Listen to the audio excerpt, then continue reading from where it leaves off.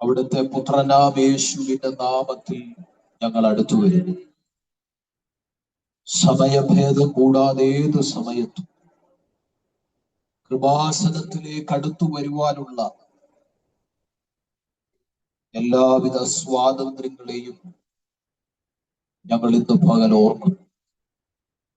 ഞങ്ങൾക്ക് വേണ്ടി ഒരു മഹാപുരോഹിതൻ ജീവിക്കുന്നതിനായി തന്റെ ശരീരമെന്ന തിരശീല രണ്ടായി ചീർത്തി ഒരു പുതുവഴി ഞങ്ങൾക്കായി തുറന്നു തന്നതിനായി ഇത്രത്തോളം ഞങ്ങളെ അനുഗ്രഹിച്ചു. തുടർന്നും ഞങ്ങളെ അനുഗ്രഹിക്കണം. അങ്ങയുടെ വചനത്തിൽ നിന്ന്, ആത്മാവിൽ നിന്ന്, കൃപാവരങ്ങളിൽ നിന്ന് ഇത് ഞങ്ങളുടെ ജീവിതത്തിനും ഞങ്ങളുടെ മുൻപോട്ടുള്ള ആത്മീയ ക്രിസ്തീയ ജീവിതത്തിനും വേണ്ടുന്ന എല്ലാ അനുഗ്രഹങ്ങളും വിടുതലും കൈമാറണം. തിരുത്തപ്പെടേണ്ട മേഖലകൾ ഉണ്ടെങ്കിൽ തിരുത്തുവാൻ, കർത്താവിനോട് അടുക്കേണ്ട ഇടങ്ങൾ ഉണ്ടെങ്കിൽ അടുക്കുവാൻ ഞങ്ങളെ സഹായിക്കണം. ദൈവിക ശുശ്രൂഷകൾക്ക് വിരുദ്ധമായി തലപൊക്കുന്നതിനെയെല്ലാം കർത്താവ് ശാസിക്കാൻ ഞാൻ പ്രാർത്ഥിക്കുന്നു.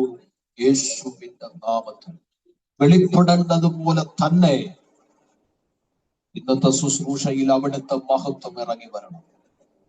ഞങ്ങളെ ഒരുമിച്ച് ബ്ലസ് ചെയ്യണം. പ്രാർത്ഥന കേട്ടതിനായി നന്ദി. യേശു ക്രിസ്തുവിന്റെ അധികാരമുള്ള നാമത്തിൽ തന്നെ ആമേൻ. കരവും ശബ്ദവും ഉയർത്തി ഒരു മഹത്വം ദൈവത്തിന് കൊടുക്കാം.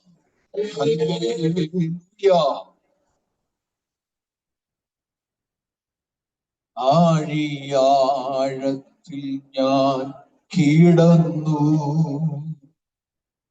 കൂരിരുളെ മാറ പിടിച്ചു.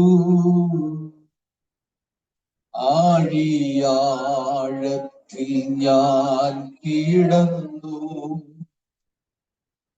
കൂരിരുൾ എന്നെ മാറ പിടിച്ചു. താതൻ തിരുക്കരം തേടിയെത്തി, തന്റെ മാറോട് ചേർത്തണച്ചു. താതൻ തിരുക്കരം തേടിയെത്തി, തന്റെ മാറോട് ചേർത്തണച്ചു. സർവ നന്മകൾക്കും സർവദാനങ്ങൾക്കും ഉറവിടമാവൻ യേശുവേ. സർവ നന്മകൾക്കും സർവദാനങ്ങൾക്കും ഉറവിടമാവൻ യേശുവേ. അങ്ങേ ഞാൻ സ്തുതിച്ചിടുന്നു,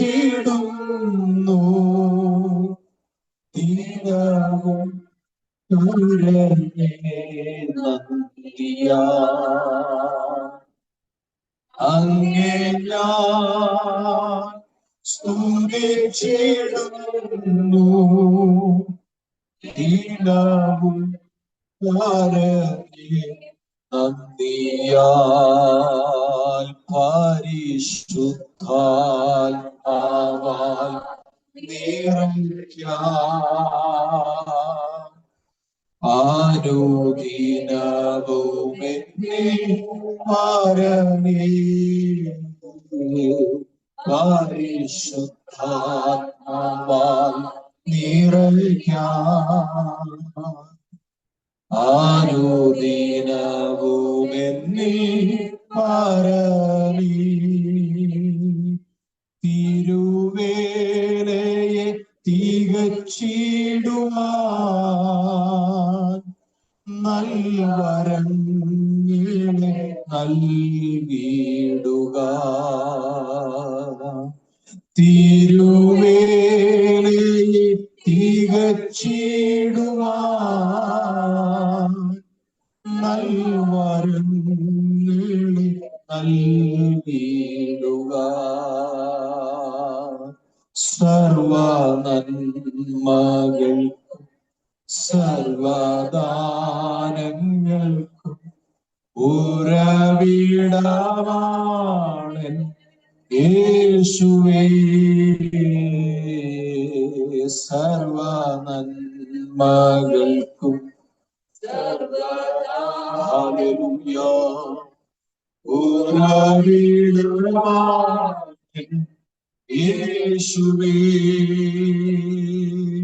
അങ്ങേ ഞാൻ സ്തുതിച്ചിടുന്നു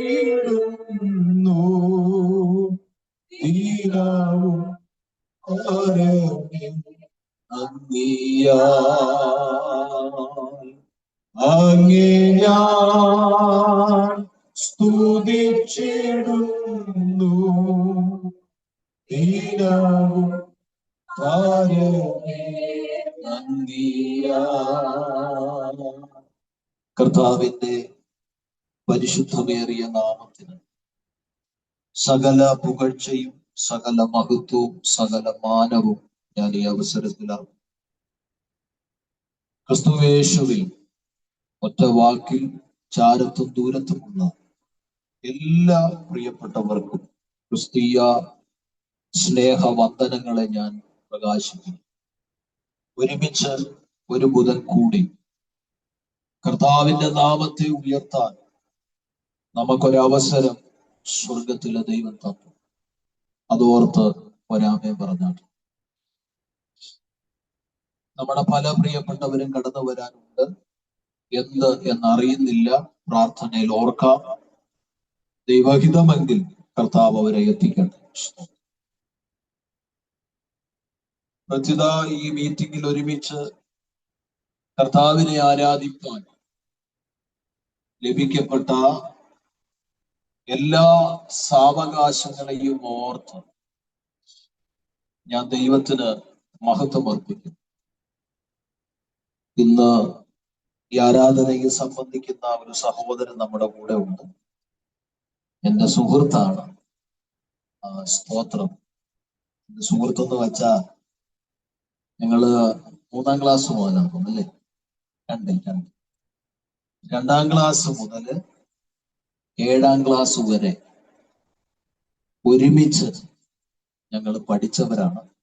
അത്യാ സ്കൂളിലും മൂഴിക്കുന്ന സ്കൂളിലും ഒരുമിച്ച് ഞങ്ങൾക്ക് ഞങ്ങളുടെ വിദ്യാഭ്യാസ കാലഘട്ടം സുഹൃത്തുക്കളായി പഠിക്കാൻ കർത്താവ് അവസരം ഒരുക്കി. സ്തോത്രം. പുന്നയ്ക്ക് നിറവേ ആടിയാലിലോട്ട് പോകുന്ന IPC ചർച്ചിലെ മെമ്പറാണ് അദ്ദേഹം. ഒരു കുടുംബമായി അവിടെയാണ് ദൈവത്തെ ആരാധിക്കുന്നത്. കൃപയാൽ ഞങ്ങളുടെ ഇടയ്ക്ക് ഞങ്ങൾക്ക് നമ്പറൊന്നും ഇല്ലാതെ കോണ്ടാക്ട് ഒന്നും ഇല്ലാതെ ഇരുന്നു. പക്ഷെ പിന്നീട് കർത്താവിന്റെ ഹിതമാണെന്ന് ഞാൻ വിശ്വസിക്കുന്നു. ഞങ്ങൾക്ക് കോണ്ടാക്ട് ചെയ്യാൻ കർത്താവ് അവസരം തന്നു. സംസാരിച്ചു. കഴിഞ്ഞ പ്രാവശ്യമൊക്കെ നാട്ടിൽ വന്നപ്പോൾ, കഴിഞ്ഞ പ്രാവശ്യം 30 പ്രാവശ്യം നാട്ടിലൊക്കെ വന്നപ്പോൾ ഇവിടെ വരികയും ഞങ്ങൾക്ക് ഒരുമിച്ച് അല്പനേരം സമയം ചെലവിടാൻ കർത്താവ് അവസരം. സ്തോത്രം. കഴിഞ്ഞ ദിവസം ഞാന് എന്റെ ഭവനത്തിൽ പോയി മമ്മിയെയൊക്കെ കണ്ടു, സംസാരിച്ചു. അവിടെ വെച്ച് ഞാൻ പറഞ്ഞു, ഒരു കാര്യം ചെയ്യും, ഈ മാസം ലാസ്റ്റ് അദ്ദേഹം തിരിച്ച് ജോലി സ്ഥലത്തേക്ക് പോകുന്നു. വിദേശത്തായിരുന്നു. 1 മാസത്തെ അവധിക്കാണ് വന്നത്. ജോലി സ്ഥലത്തേക്ക് തിരിച്ച് മടങ്ങുന്നു. ഞാൻ പറഞ്ഞു, ഈ ഒരു കാര്യം ചെയ്യും, പോകുന്നതിന് മുമ്പ് ഒരു ബുധനാഴ്ച കൂട്ടായ്മയിൽ വന്ന് ഒന്ന് സംബന്ധിക്കും. ദൈവത്തിന്റെ ഒരു നിയോഗമുണ്ടെങ്കിൽ നീ പോരും, നമുക്ക് ഒരുമിച്ച് അല്പനേരം ദൈവത്തെ ആരാധിക്കാം എന്ന് പറയുവാൻ ഇടയായി തീർന്നു. കൃപയാൽ ഇന്ന് പ്രിയ സഹോദരൻ കടന്നു വന്നു. ക്രിസ്തുവിൽ ഈ മീറ്റിംഗിലേക്ക് പ്രത്യേകാലുള്ള സ്വാഗതം ഞാൻ ചെയ്യുന്നു. കർത്താവ് ഐശ്വര്യമായി അനുഗ്രഹിക്കട്ടെ. നമ്മുടെ പ്രാർത്ഥനയിൽ ഓർക്കാം. പപ്പയുണ്ട്, മമ്മിയുണ്ട്, 2 സഹോദരങ്ങളുണ്ട്. മൂത്ത സഹോദരന്റെ വിവാഹം കഴിഞ്ഞു. കുടുംബമായി സന്തോഷമായിട്ടിരിക്കുന്നു. സ്തോത്രം. പിന്നെ ഉള്ളത് ഒരു അനിയനാണ്, അവരും വിദേശത്താണ്. അവര് 3 പേരും വിദേശത്താണ്. 4 പേരും സ്തോത്രം. മൂത്ത ജ്യേഷ്ഠന്റെ സഹോദരിയും വിദേശത്താണ്. ഫാദറും മദറേ ഉള്ളു ഇവിടെ. ഫാദർ വടക്കേ ഇന്ത്യയിലാണ്. അങ്ങനെ കൃപയാൽ കർത്താവ് അനുഗ്രഹിച്ച ഒരു ഫാമിലിയാണ് അവര്. ദൈവം അവരെ സഹായിക്കട്ടെ. ഞാൻ കഴിഞ്ഞ ദിവസമൊക്കെ പോയപ്പോ ഒരുപാട് കാര്യങ്ങൾ പ്രിയ അദ്ദേഹത്തിന്റെ മമ്മിയുമായിട്ട് സംസാരിക്കാൻ ദൈവം അവസരങ്ങളെ ഒരുക്കി. കർത്താവ് സഹായിക്കട്ടെ. അല്ലെങ്കിൽ അവർ പ്രാർത്ഥിക്കുന്ന പലവിധ വിഷയങ്ങളുണ്ട്. ദൈവം അതിനെല്ലാം മറുപടി കൊടുത്തവരെ മാനിക്കട്ടെ എന്നും കൂടി ഞാൻ ഈ അവസരത്തിൽ ഓർമ്മപ്പെടുത്തുന്നു. നമ്മുടെ പ്രാർത്ഥനയിൽ പ്രിയ കുടുംബത്തിന്റെ ഓർക്കുക. അവന്റെ പേര് ജയ് എന്നാണ്. എല്ലാവരും ആ ഫാമിലിയെ ഓർത്ത് പ്രാർത്ഥിക്കണം. ഓർക്കുമ്പോൾ നിങ്ങൾ ഓർത്ത് പ്രാർത്ഥിക്കണമെന്ന് ദൈവനാമത്തിൽ മടങ്ങി വരാം. ഇന്ന് പകലിൽ നമുക്ക് ഒരുമിച്ച് കർത്താവിന്റെ മാറ്റമില്ലാത്ത തിരുവചനത്തെ ധ്യാനിപ്പാൻ കർത്താവ് ഒരു അവസരം നമുക്ക് ഒരുക്കിയിട്ടുണ്ട്. നമുക്ക് ഒരുമിച്ച് ഒരു വചന ചിന്ത നിങ്ങളിലേക്ക് ഷെയർ ചെയ്യാൻ ഞാൻ കർത്താവിൽ ശരണപ്പെടുകയാണ്. അതിനാധാരമായി ഒരു വാക്യം ആദ്യം നിങ്ങളുടെ മുൻപിലേക്ക് വെക്കാൻ ഞാൻ കർത്താവിൽ ആഗ്രഹിക്കുന്നു. ഞാൻ ദൈവസന്നിധിയിൽ ഈ ഇന്നത്തെ മീറ്റിങ്ങിന് വേണ്ടി പ്രാർത്ഥിച്ചപ്പോൾ എന്റെ ഹൃദയത്തിൽ ഓടി വന്ന പല വാക്യങ്ങളുണ്ട്. പല സബ്ജക്റ്റുകളുണ്ട്, പല ചിന്തകളുണ്ട് എന്റെ മനസ്സിൽ വന്നു. എന്നാൽ ഇതെടുക്കാം എന്നൊക്കെ ഞാൻ മാനുഷികമായി ചിന്തിച്ചപ്പോഴൊക്കെ അതൊന്നും എനിക്ക് വചന ധ്യാനത്തിലേക്ക് കടന്നപ്പോൾ ഒന്നും എനിക്ക് അങ്ങോട്ട് പഠിക്കാനോ പരിശുദ്ധാത്മാവിൽ നിന്ന് പ്രാപിക്കാനോ ഒന്നും കഴിയുന്നില്ല. അങ്ങനെ അവസാനം ഈ വാക്യം എന്റെ ഹൃദയത്തിലേക്ക് ദൈവാത്മാവ് പ്രകാശിപ്പിച്ചു. ഇന്നലെ രാത്രിയിലാണ് ഈ വാക്യം എന്റെ ഹൃദയത്തിൽ പ്രകാശിക്കപ്പെട്ടത്. പക്ഷെ ഞാൻ ഇന്ന് പകലാണ് ആ ഭാഗങ്ങളെല്ലാം നോക്കി. എനിക്ക് ഓൾറെഡി അറിയാവുന്ന ഭാഗമായതുകൊണ്ട് തന്നെ അതിന്റെ ബാക്കി കാര്യങ്ങളൊക്കെ നോക്കി പ്രാർത്ഥിച്ച് ദൈവത്തിന്റെ ആത്മാവ് അതിനനുസരിച്ചുള്ള കാര്യങ്ങൾ എന്നെ ഏൽപ്പിച്ചു. അപ്പൊ അതുകൊണ്ട് തന്നെ ഇതിന്റെ അകത്ത് ദൈവത്തിനൊരു ഉദ്ദേശമുണ്ടെന്ന് ഞാൻ വിശ്വസിക്കുന്നു. വളരെ പ്രാർത്ഥനയോടെ നമുക്ക് ആ തിരുവചനത്തിലേക്ക് വരാം. ഫിലിപ്പിയർക്ക് എഴുതിയ ലേഖനം, അപ്പോസ്തലനായ പൗലോസ് ഫിലിപ്പിയർക്ക് എഴുതിയ ലേഖനം 4-ാം അധ്യായം 7-ാമത്തെ വാക്യമാണ് ധ്യാനിപ്പാൻ കർത്താവ് തന്നത്. ഫിലിപ്പിയർ 4:7. എന്നാൽ സകല ബുദ്ധിയെയും കവിയുന്ന ദൈവ സമാധാനം നിങ്ങളുടെ ഹൃദയങ്ങളെയും നിനവുകളെയും ക്രിസ്തുയേശുവിങ്കൽ കാക്കും. വിശ്വാസമുള്ളവർ രാമൻ പറഞ്ഞു. ഹല്ലേലൂയ. വളരെ ഈടുറ്റ ഒരാത്മീയ ദൂതാണ് ആ തിരുവചന ഭാഗത്ത് പഠിക്കാനുള്ളത്. എന്റെ പ്രസംഗം നിങ്ങൾക്കറിയാം, ഞാൻ വലിച്ചു വാരി പ്രസംഗിക്കുന്ന ആളല്ല. സ്തോത്രം. ഞാൻ അങ്ങനെ പ്രസംഗിക്കുന്ന ആളല്ലെന്ന് നിങ്ങൾക്ക് നന്നായിട്ട് അറിയാം. ഞാൻ ദൈവവചനം ശുശ്രൂഷിച്ചാൽ അത് അല്പമേ ശുശ്രൂഷിക്കുന്നുള്ളെങ്കിലും ശുശ്രൂഷിക്കുന്നത് ജനത്തിന്റെ ഹൃദയത്തിൽ ഉണ്ടാവണം. അധികം പറഞ്ഞില്ലെങ്കിലും അല്പമേ പറയുന്നുള്ളെങ്കിലും പറയുന്നത് നിങ്ങൾക്ക് മനസ്സിലാവും. അതിന്നല്ലെങ്കിൽ നാളെ നിങ്ങളുടെ ക്രിസ്തീയ ജീവിതത്തിൽ ഉപകാരപ്പെടണം എന്ന് ചിന്തിച്ച് പ്രസംഗിക്കുന്ന ആളായതുകൊണ്ട് തന്നെ ഞാൻ എപ്പോഴും പഠിപ്പിക്കുന്ന ഒരു നിലയിലാണ് ഞാൻ പ്രസംഗിക്കാറുള്ളത്. ഞാൻ എപ്പോഴും പറയാറുണ്ട്, വചനം പഠിക്കണം, ഒപ്പം പ്രാപിക്കണം. സ്തോത്രം. പ്രാപിച്ചാൽ മാത്രം പോരാ, എന്ത് ചെയ്യണം? പഠിക്കണം. പഠിച്ചാൽ മാത്രം പോരാ, എന്ത് ചെയ്യണം? പ്രാപിക്കണം. അപ്പൊ പ്രാപിക്കുകയും ചെയ്യണം, എന്ത് ചെയ്യണം? പഠിക്കും. ചിലര് പഠിക്കും, എന്ത് ചെയ്യത്തില്ല?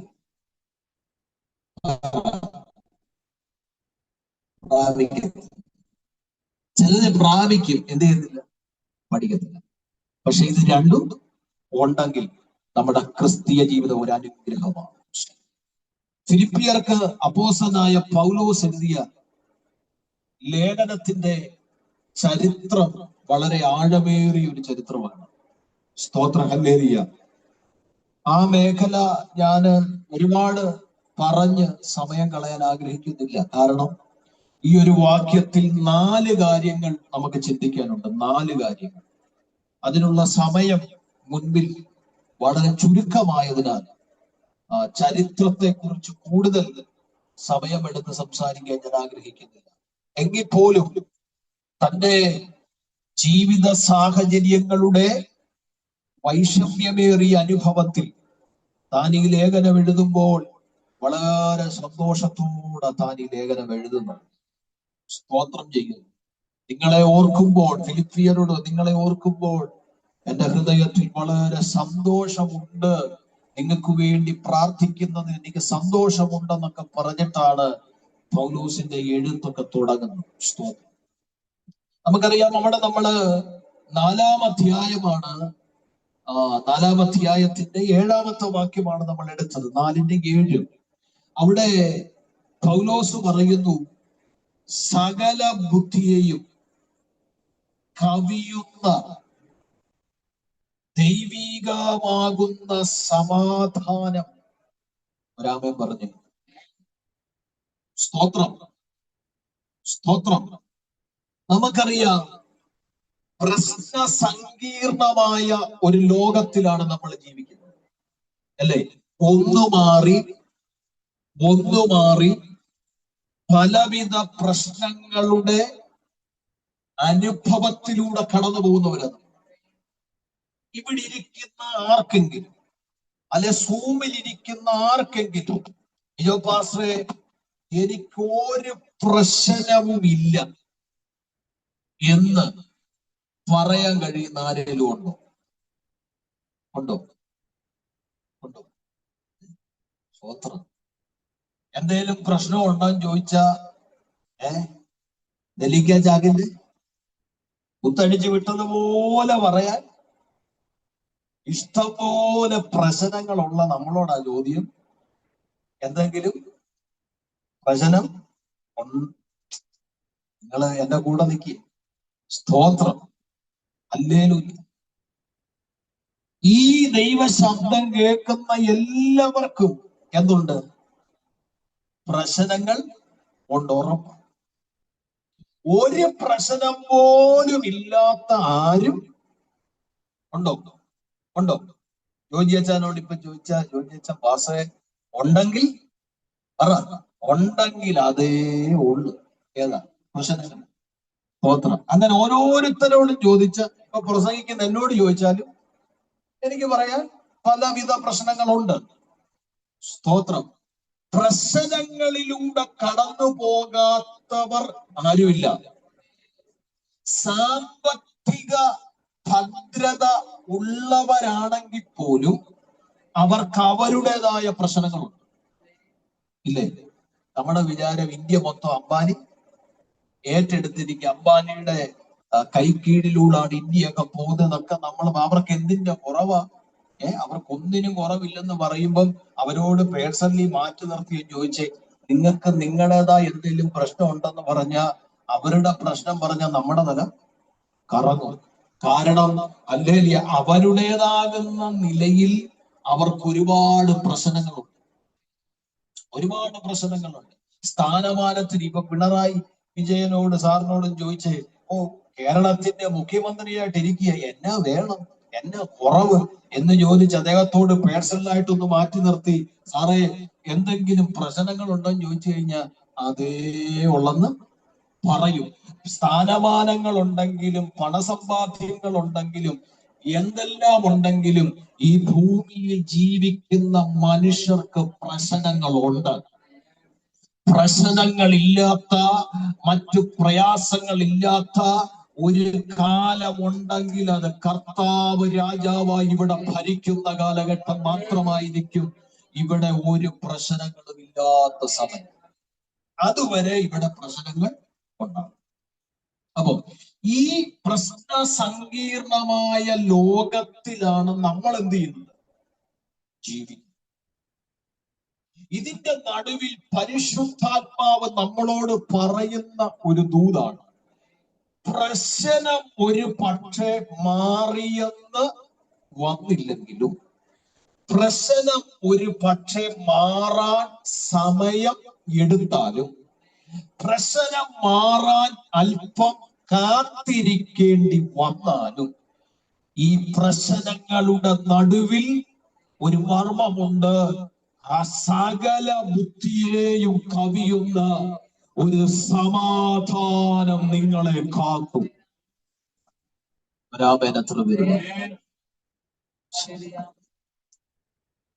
സകല ബുദ്ധിയെയും കവിയുന്ന ദൈവികമാകുന്ന സമാധാനം നിങ്ങളുടെ ഹൃദയങ്ങളെ,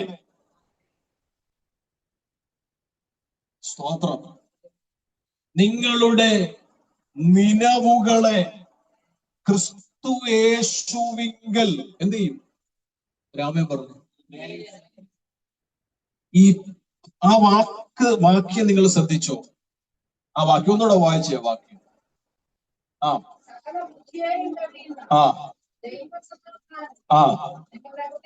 നിങ്ങളുടെ ഹൃദയങ്ങളെയും നിനവുകളെയും. അപ്പോൾ സമാധാനം കളയുന്ന മേഖല എന്ന് പറയുന്നത് ആദ്യ ഹൃദയമാണ്. ഹൃദയത്തിന്റെ സമാധാനം നഷ്ടപ്പെട്ടാൽ എന്തെല്ലാം നമ്മൾ കാട്ടിക്കൂട്ടിയാലും നമുക്കൊരു സമാധാനം ഉണ്ടാവത്തില്ല. ഉണ്ടാവുക. ഒരു പ്രശ്നത്തിന്റെ ആരംഭം നമ്മുടെ ജീവിതത്തിൽ ഉണ്ടാകുമ്പോൾ ആദ്യം ബാധിക്കുന്നത് നമ്മുടെ ഹൃദയത്തെ. ഒരു പ്രശ്നം ഉണ്ടാകുമ്പോൾ ആദ്യം ബാധിക്കുന്നത് എവിടെ? നമ്മുടെ ഹൃദയത്തെയാണ് ബാധിക്കുന്നത്. സ്തോത്രം ചെയ്യുന്നു. ഞാനിത് പറയുന്നത് വെറുതെ കഥയല്ല, ദൈവത്തിന്റെ ആത്മാവ് വിവേചിച്ചോണ്ടാ സംസാരിക്കുന്നത്. ഹല്ലേലൂയ. ചില പ്രശ്നങ്ങളുടെ നടുവിൽ പ്രിയപ്പെട്ടവരെ നമ്മുടെ ഹൃദയമാണ് പലപ്പോഴും തകരുന്നത്. നമ്മുടെ ഹൃദയമാണ് പലപ്പോഴും തകരുന്നത്. അതേപോലെ തന്നെ വലിയ ഒരു പ്രശ്നമാണ് നമ്മുടെ ചിന്തകൾ. സ്വത്രം. നമ്മുടെ ഹൃദയത്തിന്റെ വിചാരങ്ങളും നമ്മുടെ ചിന്ത, നമ്മുടെ മൈൻഡ്, നമ്മുടെ മനസ്സ്, നമ്മുടെ ദേഹീമണ്ഡലം, അല്ലെങ്കിൽ ആ മേഖലകളും വളരെ അപകടകരമാണ്. നമ്മളെ പ്രശ്നത്തിലേക്ക് ആഴമായി വലിച്ചിറക്കുന്ന പ്രധാനപ്പെട്ട 2 കാരണങ്ങളാണ്. ഒന്ന്, നമ്മുടെ ഹൃദയം തകരുന്നത്. 2, നമ്മുടെ ചിന്തകളെ പിശാച് ഭരിക്കുന്നത്, ജഡം ഭരിക്കുന്നത്.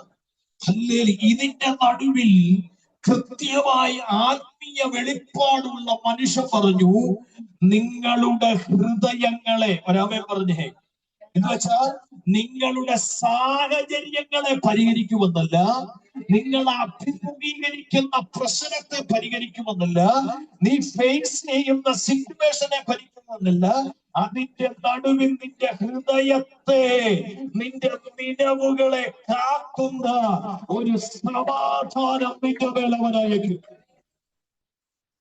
എത്ര പേർക്ക് ഞാൻ പറഞ്ഞ മനസ്സിലായി? ഞാനിന്ന് പ്രസംഗിച്ചോണ്ടിരിക്കുമ്പോ ദൈവത്തിന്റെ ആത്മാവ് എന്നോട് ആഴമായി ഇടപെടാൻ പറയുന്നു. ചില വിഷയങ്ങളുടെ നടുവിൽ നിന്റെ ഹൃദയത്തിന്റെ തകർച്ച, നിന്റെ നിലവുകളുടെ തകർച്ച കാണുന്ന ദൈവത്തിന്റെ ആത്മാവ് പകൽ നിന്നോട് വിളിച്ചു പറയുന്നു, കുഞ്ഞെ, നീ തകർന്നു പോകരുത്, നിന്റെ ഉള്ളം തകർക്കരുത്. ദൈവത്തിന്റെ ആത്മാവ്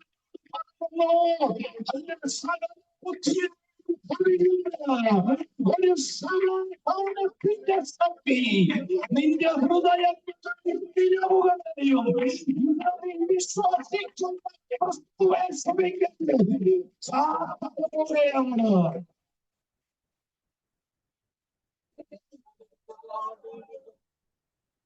സ്തോത്രം. പണമില്ലെങ്കിൽ, പണമില്ലാത്ത ഒരു വിഷയത്തിന്റെ അകത്ത് പണമുണ്ടായാൽ ആ വിഷയം പരിഹരിക്കപ്പെടും. വാഹനമില്ലാത്തൊരു വിഷയത്തിൽ വാഹനം കിട്ടിയാൽ അത് പരിഹരിക്കപ്പെടും.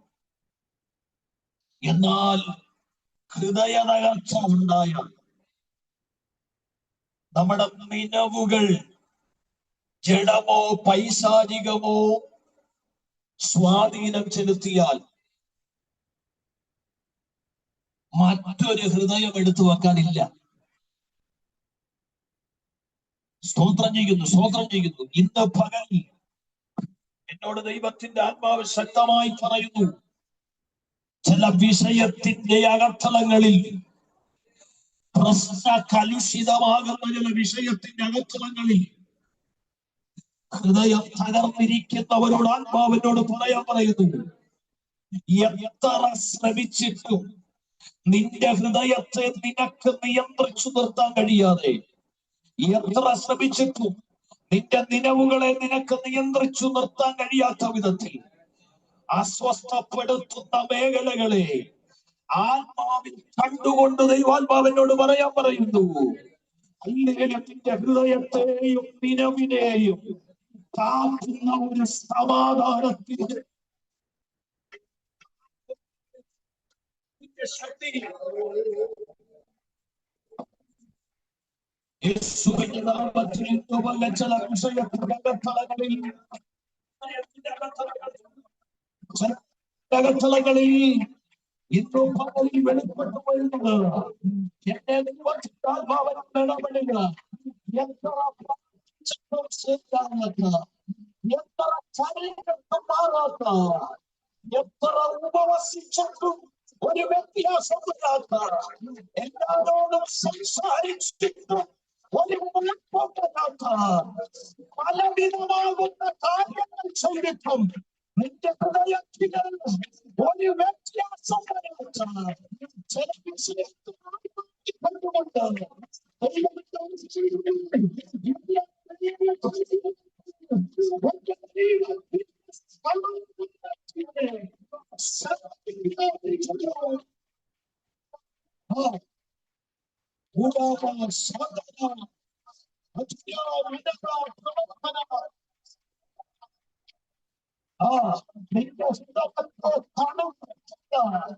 ഒരു ദൈവ സമാധാനം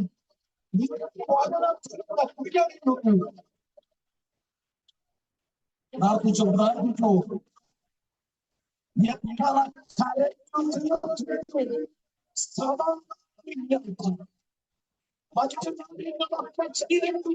സമാധാനമില്ലാത്ത ചില വിഷയത്തിന്റെ അകത്ത് ഈ വചനം ശക്തമായി ഇറങ്ങുകയാണ്.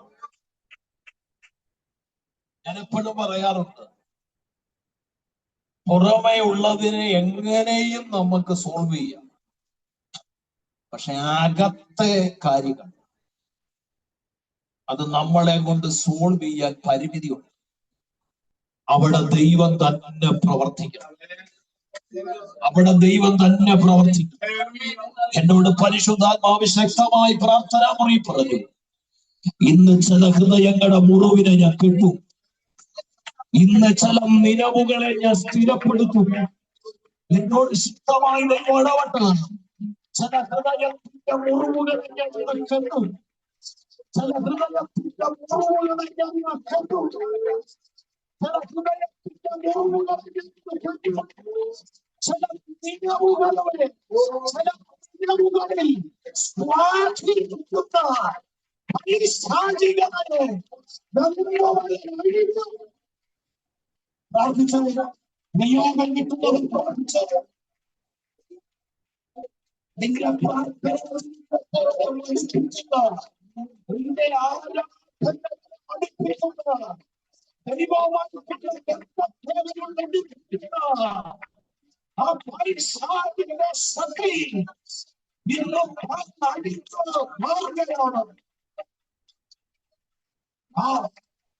മാനസിക അസ്വസ്ഥതകളുണ്ട്.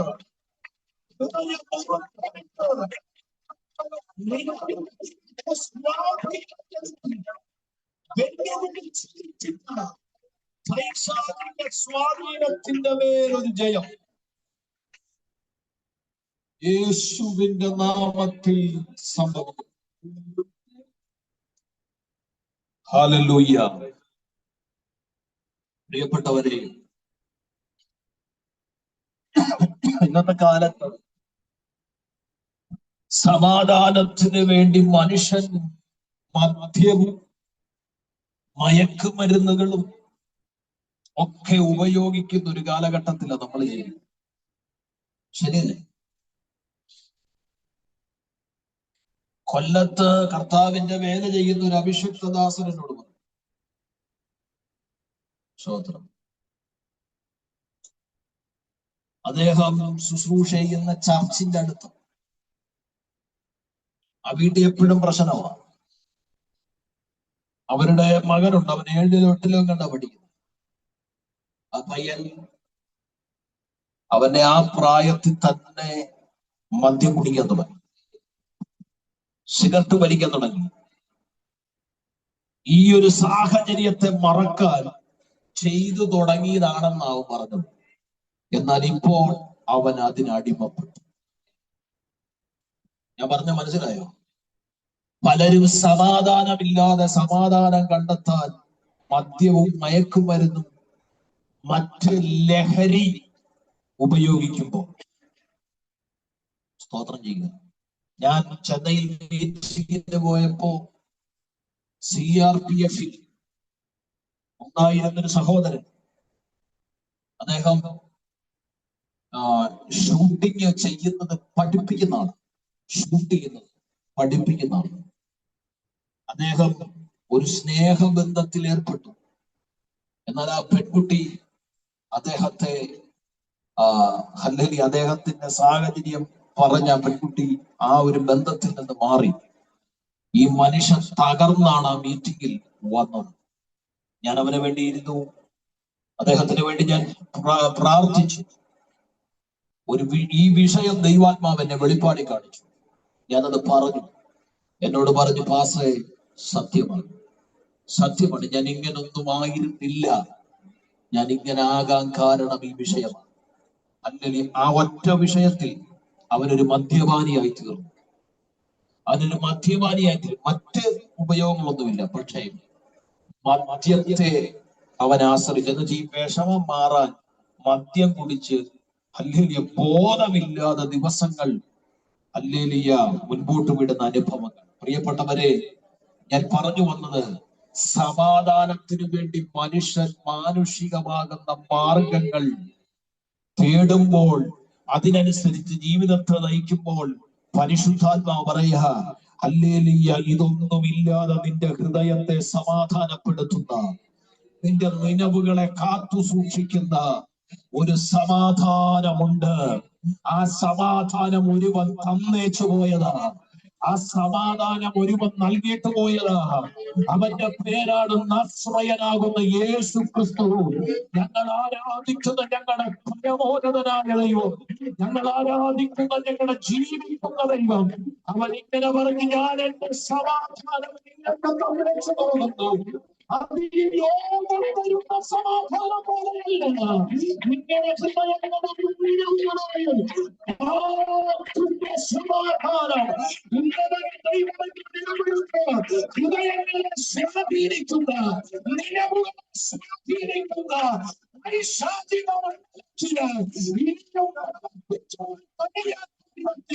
നിന്റെ ഹൃദയത്തിൽ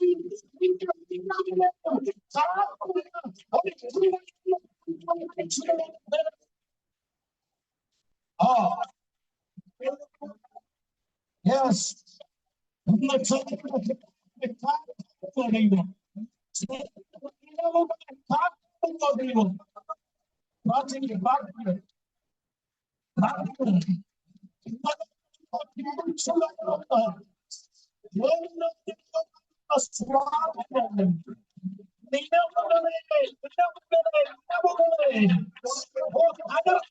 സ്വാധീനങ്ങൾ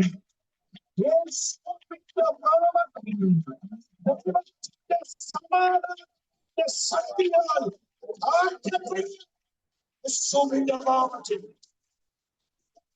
നിങ്ങൾ ശക്തമായി പ്രാർത്ഥിച്ചോണം. ദൈവത്തിന്റെ വചനം ചിലത് ചെയ്തോണ്ടിരിക്കുകയാണ്. അകത്തളങ്ങളിൽ ചിലത് ചെയ്തോണ്ടിരിക്കുക. വചനം പ്രാർത്ഥിച്ചോണം. അപ്പൊ പൗലോസ് പറയുന്നു, നിങ്ങളുടെ ഹൃദയങ്ങളെയും നിലവുകളെയും ദൈവിക സമാധാനം കൊണ്ട് കാക്കും. അത് പറയാൻ ഒരു കാര്യമുണ്ട്. അതിന്റെ മുകൾ ഭാഗത്ത് ഒരു വാക്യമുണ്ട്. ഒന്ന് വായിച്ചേ, 6-ാമത്തെ വാക്യം കണ്ടോ? അപ്പൊ മതി. ഒന്നിനെ കുറിച്ചും ഇതെത്ര പ്രസംഗിച്ചാലും എനിക്കറിയാം ഏക്കത്തില്ല. എനിക്ക് നന്നായിട്ടത് അറിയാം.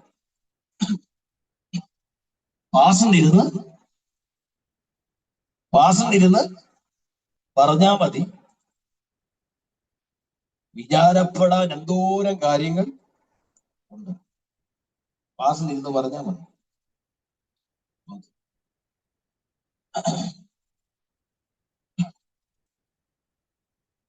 ചിലരോടൊക്കെ നിങ്ങൾ ഭാരപ്പെടണ്ട എന്ന് പറയുമ്പോ ഇത് കേൾക്കുമ്പോഴാ ഒന്നുകൂടെ പിന്നെ നമ്മൾ എന്നാ പറയും? ഭാരപ്പെടാണ്ടെന്ന് പറയുമ്പം അവര് പറയാ, ആ പറയുന്നത് തന്നെ പലപ്പോഴും ഒരു ഭാരമായി. വിഷമിക്കേണ്ട, എല്ലാം ശരിയാകും എന്ന് പറയുമ്പോ എന്റെ പൊന്നു ഭാഷ അത് പറയല്ലേ. അത് കേൾക്കുമ്പോ വീണ്ടും ഭാരം. പൗലോസ് പറയാ, ദൈവിക സമാധാനം നിങ്ങളെ കാക്കുമെന്ന് പൗലോസ് പറയാനുള്ള ഏറ്റവും പ്രധാനപ്പെട്ട കാര്യങ്ങൾ ഒന്നാണ് പല വിചാരങ്ങളാൽ സ്തോത്രം അവര് ഭാരപ്പെട്ടു. പല വിചാരങ്ങളാൽ അവർ ഭാരപ്പെട്ടു. എന്നോട് ദൈവത്തിന്റെ ആത്മാവത ഇടപെട്ടു. പല വിചാരങ്ങളാൽ നമ്മൾ എന്ത് ചെയ്യുന്നു? ഭാരപ്പെടും. എന്നാൽ പരിശുദ്ധാത്മാവ് നമ്മളെ പ്രബോധിപ്പിക്കുന്നത്, നിങ്ങൾ ഒന്നിനെ കുറിച്ചും രാമൻ പറഞ്ഞേ വിചാരം തുടരും. അതിന്റെ ഉത്തരമാണ് താഴെ പറഞ്ഞത്. സ്തോത്രം. നിങ്ങളെല്ലാതും എല്ലാ കാര്യവും നിങ്ങൾ സ്തോത്രത്തോടെ ഏൽപ്പിക്കുക. നമ്മുടെ പ്രശ്നം എന്നാണെന്നറിയോ? നമ്മുടെ പ്രശ്നം നമ്മൾ ഈ വിചാരപ്പെടേണ്ടി വരുന്ന കാര്യം എന്നാണെന്നറിയോ? ഇപ്പോൾ ജോജി അച്ചാന്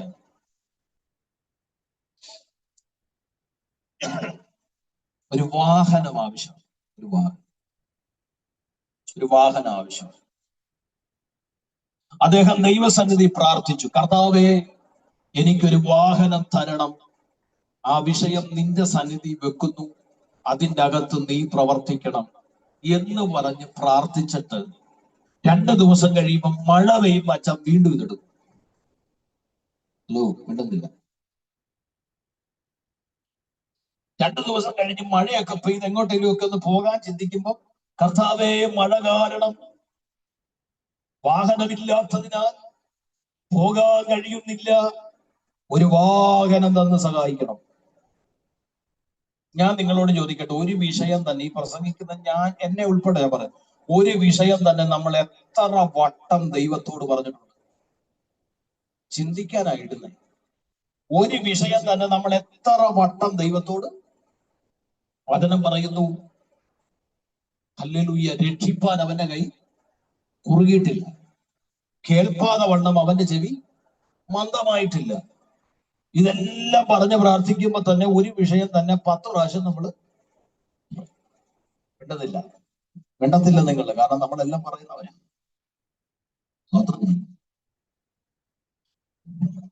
അപ്പോ ഞാൻ ഈ ഭാഗം ഇങ്ങനെ ധ്യാനിച്ചപ്പോ എനിക്ക് മനസ്സിലായ ഒരു കാര്യം, ഒന്നെങ്കിൽ ദൈവത്തിന് കേൾവിക്കുറവുണ്ടാവും, അല്ലെങ്കിൽ നമുക്ക് വിശ്വാസക്കുറവ്.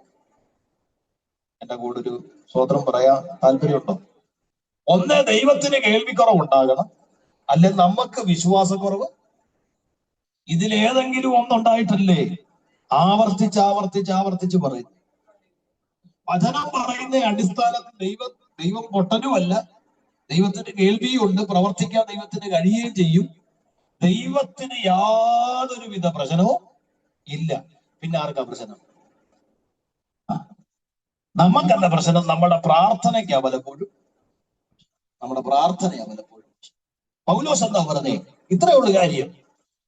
യോജിയാച്ചാൽ ദൈവസന്നിധി പ്രാർത്ഥിച്ച, കർത്താവേ എനിക്കൊരു വാഹനം ഞാൻ ആഗ്രഹിക്കുന്നുണ്ട്. ഒരു മകന് അല്ലെ ഒരു മകൾക്ക് അപ്പനോട് പറയുന്നത് പോലെ ദൈവത്തോട് പറയാം, ഒരു പ്രശ്നമില്ല.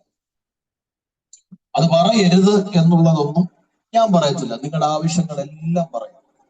പക്ഷേ എങ്ങനെ പ്രാർത്ഥിക്കണം എന്നറിയാമോ? കർത്താവേ എനിക്കൊരു വാഹനം അവിടുന്ന് തന്നു, എന്റെ ഈ സാഹചര്യം അങ്ങ് മനസ്സിലാക്കുന്നുണ്ടല്ലോ, എനിക്കൊരു വാഹനം തന്ന് എന്നെ സഹായിക്കണമേ എന്ന് പറഞ്ഞ് പ്രാർത്ഥിച്ചിട്ട് ഞാൻ ആ വിഷയത്തെ സ്തോത്രത്തോടെ ഏൽപ്പിക്കുന്നു.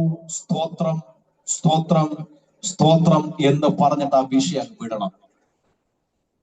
ആ വിഷയം അതാ പൗലോസ് പറയുന്നേ. ഞാൻ ഈ വചനം വെച്ചാ പറയുന്നത് കേട്ടോ. പൗലോസ് എന്താ പറയുന്നത്? നിങ്ങൾ ഒന്നിനെ കുറിച്ചും വിചാരപ്പെടരുത്, എല്ലാറ്റിനും എന്ത് ചെയ്തോണം? സ്തോത്രത്തോടെ നിങ്ങൾ ഏൽപ്പിച്ചു കൊടുക്കണം. എന്ന് പറഞ്ഞു കഴിഞ്ഞാൽ നിങ്ങൾ സ്തോത്രം ചെയ്ത് പ്രാർത്ഥിച്ചു വിട്ടേര്, ബാക്കി ദൈവം നോക്കിക്കോളും. ഞാൻ പറഞ്ഞ എത്ര പേർക്ക് മനസ്സിലായി? ചേർന്ന് രാമൻ പറഞ്ഞേ. ഞാൻ ഈ വചനത്തോടുള്ള ബന്ധത്തിൽ അത് പറഞ്ഞത്. എന്നോട് ദൈവത്തിന്റെ ആത്മാവ് ഇടപെടുന്നുണ്ട് പറയും. ചില വിഷയങ്ങൾ, എല്ലാമല്ല, ചില വിഷയത്തിന്റെ അകത്ത് അല്ലെങ്കിൽ ഓരോരുത്തർ പറയുന്ന പോലെ പിടിച്ചു വെച്ച് നീ പ്രാർത്ഥിക്കുമൊന്നും വേണ്ട, നീ ദൈവസന്നിധിയിൽ പ്രാർത്ഥിച്ച് സ്തോത്രം ചെയ്യും. എന്റെ തമ്പുരാനും നിന്റെ ആവശ്യം അറിയാം, എന്റെ ദൈവത്തിന് നിന്റെ അവസ്ഥ അറിയാം. തമ്പുരാന്റെ കരം അതിന്റെ അകത്ത് വെളിപ്പെടേണ്ട സമയത്ത് വെളിപ്പെട്ടു വരും. അപ്പൊ ഒന്നിനെ വിചാരപ്പെടുന്നത് കൊണ്ടാ പറഞ്ഞു, ഒന്നിനെ കുറിച്ചും നിങ്ങൾ എന്ത് ചെയ്യരുത്, വിചാരപ്പെടരുത്. എന്നോട് ദൈവാത്മാവ് ശക്തമായി ഇടപെടുന്നു. ചില വിചാരങ്ങൾ നിന്നെ ഒതുക്കി കളയുന്നുണ്ട്, ചില വിചാരങ്ങൾ നിന്നെ ഒതുക്കി കളയുന്നുണ്ട്. ഇന്നോ പകൽ എന്നോട് ദൈവാത്മാവ് പറയുന്നു, ഇന്ന് അന്തരാത്മാവിൽ ചില വിടുതലുകൾ യേശുവിന്റെ നാമത്തിൽ നടക്കട്ടെ, യേശുവിന്റെ നാമത്തിൽ നടക്കട്ടെ, യേശുവിന്റെ നാമത്തിൽ. ചില വിചാരങ്ങൾ എന്നോട് ദൈവം അങ്ങനെ പറയുന്നത്. വിചാരങ്ങൾ ഹൃദയത്തിന്റെ അകത്ത് പ്രതിഷ്ഠിച്ചു വച്ചിരിക്കുന്നത് പോലെ മാറ്റാൻ ശ്രമിച്ചിട്ടും മാറ്റാൻ കഴിയാത്ത വിധത്തിൽ, ശ്രമിച്ചിട്ടും മാറ്റാൻ കഴിയാത്ത വിധത്തിൽ ചില വിചാരങ്ങൾ ഒരു കറ പോലെ ചില വിചാരങ്ങൾ കൊടുക്കുന്നു. ദൈവത്തിന്റെ ആത്മാവെന്നോട് പറഞ്ഞത്, കുഞ്ഞുങ്ങളെ വിചാരപ്പെടരുത്, നീ വിചാരപ്പെടരുത്, ആ വിചാരങ്ങളുടെ മുമ്പിൽ തകർന്നു പോകരുത്, ആ വിചാരങ്ങൾ പിന്നിൽ പിടിച്ചു കെട്ടരുത്, ആ വിചാരങ്ങൾ എഴുതരുത്, ആ വിചാരം ഒരു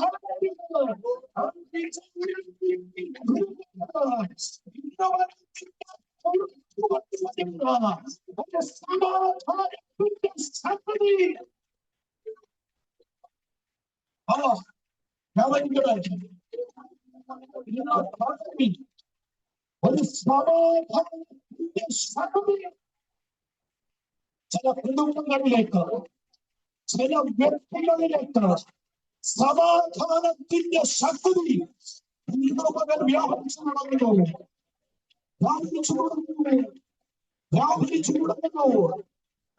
തുടങ്ങുന്നു. എന്നോട് ശക്തമായി ഇടപെടുക, പ്രാർത്ഥിച്ചോ. ചില വിചാരങ്ങളിലേക്ക് സമാധാനത്തിന്റെ ശക്തി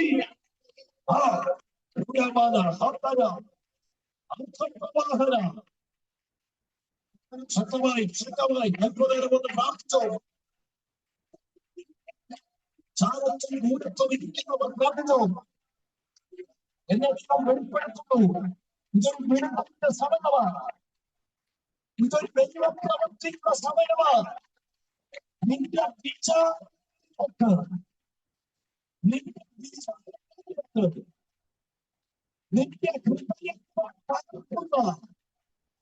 നിന്റെ നിലവുകളെ ഉറപ്പിക്കുന്ന ചില വിചാരങ്ങൾ ദൈവത്തിന്റെ സമാധാനത്തിന്റെ ശക്തി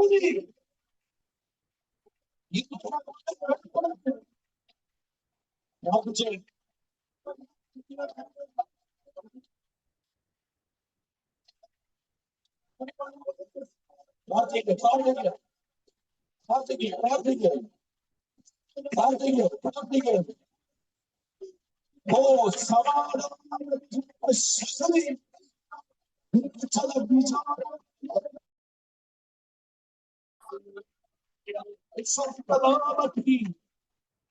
സമാധാനത്തിന്റെ ശക്തി വിചാരങ്ങളിലേക്ക് വ്യാപരിക്കുന്നു. സമാധാനത്തിന്റെ ശക്തി ഹൃദയത്തിലേക്ക് വ്യാപരിക്കുന്നത്. സമാധാനത്തിന്റെ ശക്തി നിലവിലേക്ക് വ്യാപരിക്കുന്നത്. സമാധാനത്തിന്റെ ശക്തി ഹൃദയത്തിലേക്കും നിലവിലേക്കും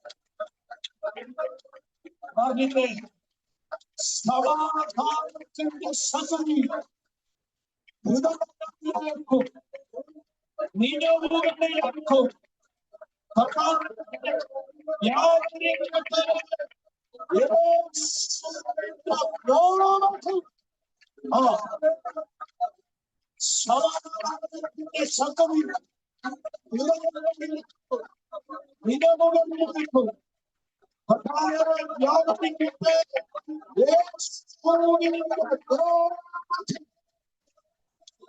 നിലവിലേക്കും ദൈവത്തിന്റെ ശക്തി ഏറ്റെടുത്തു.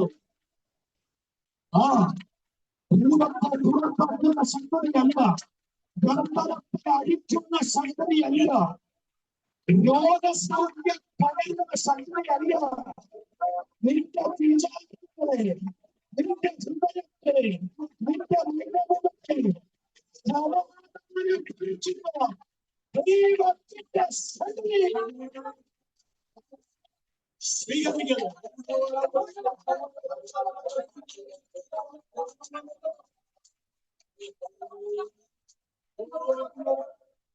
4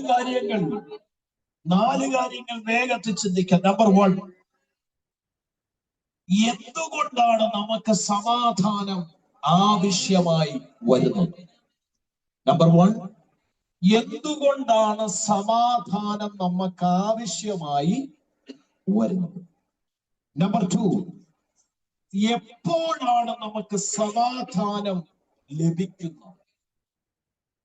ഒന്ന്, എന്തുകൊണ്ടാണ് നമുക്ക് സമാധാനം ആവശ്യമായി വരുന്നത്? നമ്പർ 2, എന്തുകൊണ്ടാണ്, എപ്പോഴാണ് നമുക്ക് സമാധാനം ലഭിക്കുന്നത്? നമ്പർ 3, ദൈവിക സമാധാനത്തിന്റെ സ്വഭാവം എന്താണ്? ദൈവിക സമാധാനത്തിന്റെ സ്വഭാവം എന്താണ്? നമ്പർ 4, ആ ദൈവിക സമാധാനം എങ്ങനെ നിലനിർത്താം? ഈ 4 കാര്യങ്ങൾ വേഗത്തിൽ പഠിച്ച് പ്രാപിച്ച് പ്രാർത്ഥിച്ച് നമുക്ക് ഈ മീറ്റിംഗ് ക്ലോസ് ചെയ്യാം. അപ്പൊ ഒന്നാമത്തെ കാര്യം, എന്തുകൊണ്ടാണ് നമുക്ക് സമാധാനം ആവശ്യമായി വരുന്നത്? നമ്മുടെ സമാധാനം ഇല്ലാതാകുന്നതിന്റെ കാരണം, ചിലരുമായി സംസാരിക്കുമ്പോൾ സമാധാനം ഇല്ലെങ്കിൽ ഒരു സമാധാനം, ഒരാശ്വാസം നമുക്ക് ഉണ്ടാവും, ഇല്ലേ? അങ്ങനെ ഉണ്ടായിട്ടുണ്ടോ? എന്നെ പല പ്രിയപ്പെട്ടവരും വിളിക്കും. എനിക്ക് ഒന്നാമത്തെ കാര്യം, ഞാൻ ഇപ്പോൾ കുറച്ച് മാസങ്ങളായിട്ട് നല്ല തിരക്കിലാണ്. അതുകൊണ്ട് എനിക്ക് പലപ്പോഴും പലരോട് സംസാരിക്കാൻ പറ്റാതെ വരുന്നുണ്ട്. അതിനു മുമ്പ് എന്നെ പലരും വിളിക്കുമ്പോ പലരും പറഞ്ഞിട്ടുണ്ട്, അപ്പൊ ഞാൻ വിചാരിക്കുന്ന ഇവര് പ്രാർത്ഥിക്കാൻ വിളിക്കുന്നതാണ്. പലരും പ്രാർത്ഥിക്കാൻ വിളിക്കുന്നതല്ല, എന്നെ വിളിച്ച് സംസാരിക്കുക. അപ്പൊ ഞാൻ ഇന്നാളൊരു സഹോദരൻ ചോദിച്ചു, എന്നോട് പറഞ്ഞു, പാസ എപ്പോഴാ ഫ്രീ ആവുന്നത്? ഞാൻ പറഞ്ഞ, അച്ഛാ ഇച്ചിരി ലേറ്റ് ആവും, സാരമില്ല, ഞാൻ വെയിറ്റ് ചെയ്യാം. ഞാൻ പറഞ്ഞു, ഞാൻ മീറ്റിംഗ് കഴിഞ്ഞ് വരുമ്പോ താമസിക്കും. അപ്പൊ എന്നോട് പറഞ്ഞു, എപ്പോ വന്നാലും വിളിക്കാൻ പറഞ്ഞു. ഞാൻ വിളിച്ചു. ഞാൻ വിചാരിച്ചു എന്തോ അത്യാവശ്യം പ്രാർത്ഥിക്കാൻ ഉണ്ടെന്ന് കരുതിയ ഞാൻ വിളിക്കുന്നത്. അപ്പൊ എന്നോട് പറയാ, ഞാൻ ചോദിച്ചു, എന്നാ അച്ഛാ വിളിച്ച, എന്താ വിഷയം? ഒന്നുമില്ല പാസ, ഒരു മനസ്സിനൊരു അസ്വസ്ഥത, കുറച്ചു നേരം പാസുമായിട്ടൊന്ന് സംസാരിക്കാൻ വേണ്ടി. അരമണിക്കൂർ സംസാരിച്ചപ്പോ തന്നെ ആള് ഫ്രീ ആയി. അങ്ങനെ പലരും എന്നെ വിളിച്ച് എന്നോട് സംസാരിക്കുമ്പോൾ അവരുടെ മനസ്സ് ഫ്രീ ആയിട്ടുണ്ട്. പലരും പറഞ്ഞിട്ടുണ്ട്. എനിക്ക് ഒത്തിരി ഒരുപാട് ഇവിടെ വന്നിരിക്കുന്ന പ്രിയപ്പെട്ടവരുണ്ട്, സൂമിലുള്ള പലരുമുണ്ട്. വിളിച്ച് സംസാരിച്ചിട്ട് അവരുടെ മനസ്സ് ഫ്രീ ആയിട്ടുണ്ട്. ഒന്നാമത്തെ കാര്യം, കൃപയാൽ കർത്താവ് എനിക്കൊരു സ്വഭാവം തന്നിട്ടുണ്ട്. കൃപയാൽ അതെന്നാ ചോദിച്ചാ, ഞാന് അങ്ങോട്ട് പറയുന്ന ആള് മാത്രമല്ല, ഇങ്ങോട്ട് പറയുന്നത് കേൾക്കുന്ന ആളും കൂടെ. എന്ന് വെച്ചാൽ അവരുടെ ഹൃദയത്തിന്റെ ഭാരം, പ്രയാസം എന്താണെന്ന് അവര് പറയുന്നത് കേൾക്കാനും കൂടെ ഞാൻ സമയം കണ്ടെത്താം. അല്ലാതെ ഞാൻ എന്റെ കാര്യം മാത്രം അവരെ പറഞ്ഞ് അടിച്ചേൽപ്പിക്കുകയല്ല ചെയ്യുന്നത്. ഞാൻ അവരുടെ മനസ്സൂടെ വായിക്കാൻ, അവരുടെ ഭാഗം കൂടെ കേൾക്കാൻ ഞാൻ സമയം കണ്ടെത്താറുണ്ട്. അതുകൊണ്ടായിരിക്കാം ഒരു പക്ഷേ സംസാരിക്കുമ്പോൾ അവരുടെ ഹൃദയത്തിനൊരു മാറ്റം ഉണ്ടാകും.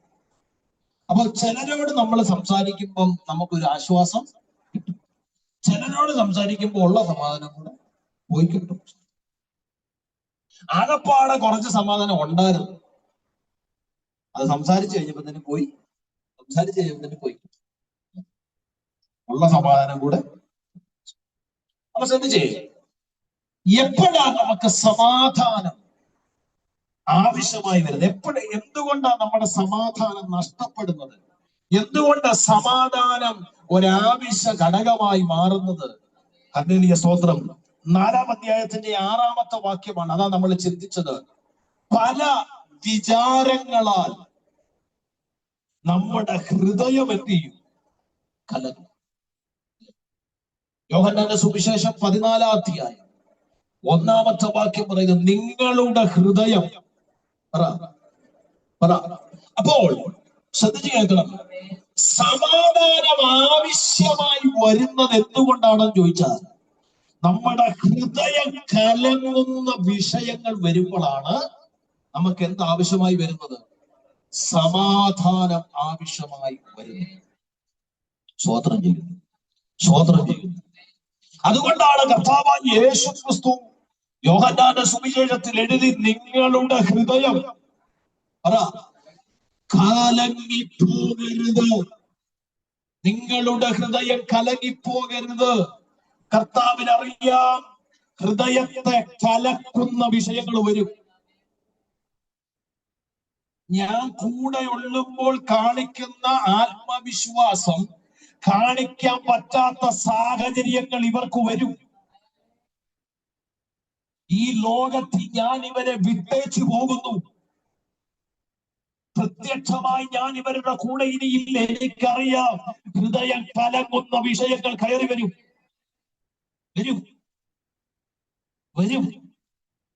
Hallelujah, hallelujah. വിഷയങ്ങൾ കയറി വരും. പടക് തിരയാൽ മുങ്ങുമാറാകെ കാറ്റിന്റെ ശക്തി വെളിപ്പെട്ടപ്പോൾ പ്രതികൂല സാഹചര്യത്തിന്റെ നടുവിൽ നിലവിളിച്ചെങ്കിലും അവരകത്തൊരു വിശ്വാസമുണ്ട്, അരുമനാഥൻ പടകിലുണ്ടല്ലോ. ഹലോ, കർത്താവിനറിയാം തന്റെ പ്രത്യക്ഷമായി താൻ ഇവരുടെ കൂടെ ഇല്ലാത്ത സമയങ്ങളിൽ ഹൃദയം കലങ്ങുന്ന വിഷയങ്ങൾ ഇവർക്ക് വരുമെന്നറിയാവുന്ന ക്രിസ്തു അവരോട് പറയും, നിങ്ങളുടെ ഹൃദയം കലങ്ങരുത്. എപ്പോഴാ സമാധാനം നമുക്ക് ആവശ്യമായി വരുന്നതെന്നറിയാമോ? നമ്മുടെ ഹൃദയം കലങ്ങുമ്പോഴാണ്. ഒരാമേൻ പറഞ്ഞേ. ഞാൻ ഒരു ഉദാഹരണം പെട്ടെന്ന് മനസ്സിലാവും. ഒരു ഉദാഹരണം ഞാൻ പറയാം. ഒരു തോട്ടിലെ വെള്ളം, അല്ലെ ഒരു കുളത്തിലെ വെള്ളം, ഒരു ചെറിയ കുളത്തിലെ വെള്ളം, അത് കലങ്ങിയാൽ, അല്ലെങ്കിൽ ആൾക്കാർ പറയും ഒരു കാര്യം ചെയ്യും, കുറച്ചു നേരത്തേക്ക് ആരും എന്ത് ചെയ്യരുത്, അതിനെ തുടരുത്. കുറച്ചു നേരത്തേക്ക് ആരും അത് തുടരുത്. അല്പനേരം നിങ്ങൾ തൊടാതെ അനക്കാതിടുക.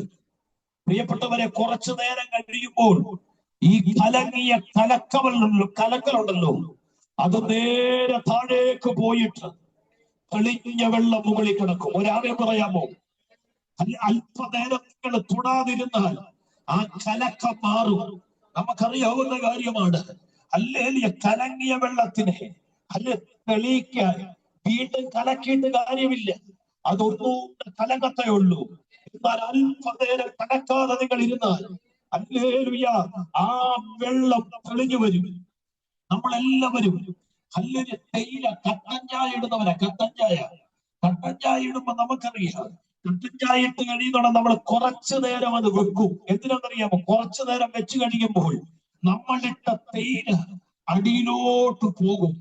ഹല്ലേലൂയ, തെളിഞ്ഞത് മാത്രം ഹല്ലേലൂയ പുറത്തു വന്ന് നിൽക്കും. നമ്മൾ അനക്കാതെ അത് ഒഴിക്കും.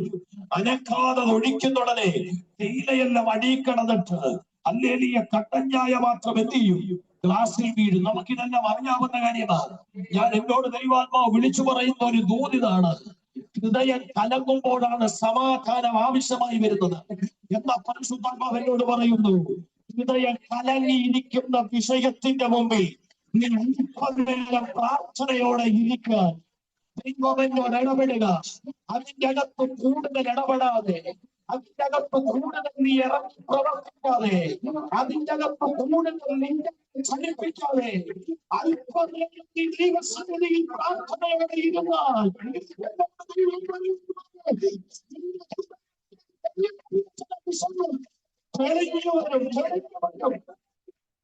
വിശ്വസിക്കുന്നവരുണ്ട്. ഹൃദയം കലങ്ങിയിരിക്കുന്ന ചില വിഷയത്തിന്റെ അകത്ത് പരിശുദ്ധാത്മാവിനോട് പറയുന്നു, നീ അല്പനേരം പ്രാർത്ഥനയോടെ ഇരിക്കുക, നീ അല്പനേരം സമാധാനത്തോടെ ഇരിക്കുക. എന്നോട് കർത്താവ് ശക്തമായി ഇടപെടുന്നു. എന്നോട് ദൈവ ശക്തമായി ഇടപെടുന്നു. ചിലത് തെളിഞ്ഞു വരും കേട്ടോ. അർത്ഥപ്രവാഹന ചൂടികടക. ഇതാരോടൊക്കെയോ എന്നോട് ദൈവം ഇടപെടുന്നുണ്ട്. ഞാൻ തലേ കൈവത്തില്ലെന്നേ ഉള്ളൂ. നിയോഗമുണ്ട്, ഏറ്റെടുത്ത് പ്രാർത്ഥിച്ചോളാം. ചില വിഷയം നിന്റെ ഹൃദയം കലക്കിയ ചില വിഷയത്തിനകത്ത് എന്നോട് പറയുന്നു, നീ അതിന്റെ അകത്ത് കൂടുതൽ ഇടപെടുന്നത് ക്ഷമയോടെ ഇരുന്നാൽ ചിലത് കഴിഞ്ഞു വരണം.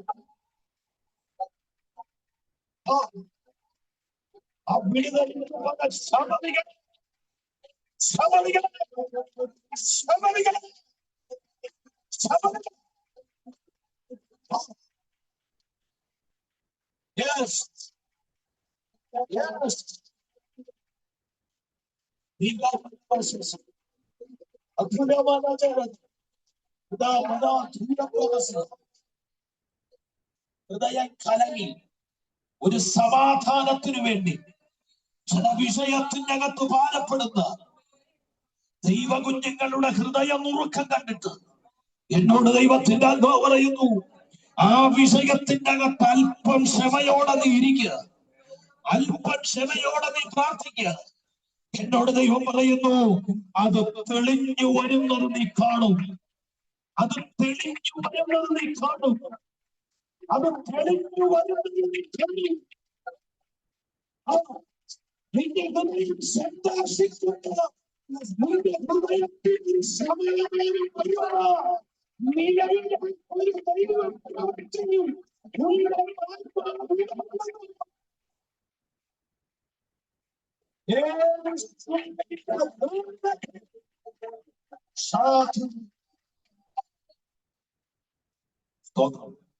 ഒന്ന്, സമാധാനം ആവശ്യമായി വരുന്നത് എന്തുകൊണ്ട്? യോഹന്നാൻ 14:1 നമ്മുടെ ഹൃദയം കലങ്ങുമ്പോൾ. ഹൃദയം തകരുന്ന വിഷയത്തിന്റെ നടുവിലാണ് നമുക്ക് സമാധാനം ആവശ്യമായിട്ട് വരുന്നത്. എന്നോട് ദൈവം പറയുന്നു, ആ നിലയിൽ ചിലർ ഈ വചനം കേൾക്കുന്നുണ്ട്. വേറെ ആരോടുമല്ല കുഞ്ഞേ, നിന്നോട് തന്നെ ദൈവം ഇടപെടുന്നത്. നിന്റെ ഹൃദയം കലങ്ങിയിരിക്കുന്ന വിഷയത്തിന്റെ അകത്ത് അല്പനേരം കൂടെ നീ സമാധാനം പാലിക്കുക. അല്പനേരം കൂടെ നീ ദൈവത്തോട് പ്രാർത്ഥിക്കുക. ദൈവത്തിന് നിന്നോട് പറയാൻ ഒരു ദൂതുണ്ട്. ചിലത് തെളിഞ്ഞു വരുന്നത് നീ കാണും. ചിലത് തെളിഞ്ഞു. ഇന്ന് കലങ്ങിയിരിക്കുന്ന വിഷയം നിന്റെ മുമ്പിൽ തെളിഞ്ഞു വരുന്നത്, നിന്റെ മുമ്പിൽ തെളിഞ്ഞു വരുന്നത് നീ കാണുമെന്ന് ദൈവത്തിന്റെ ആത്മാവ് നിന്നോട് സംസാരിക്കും.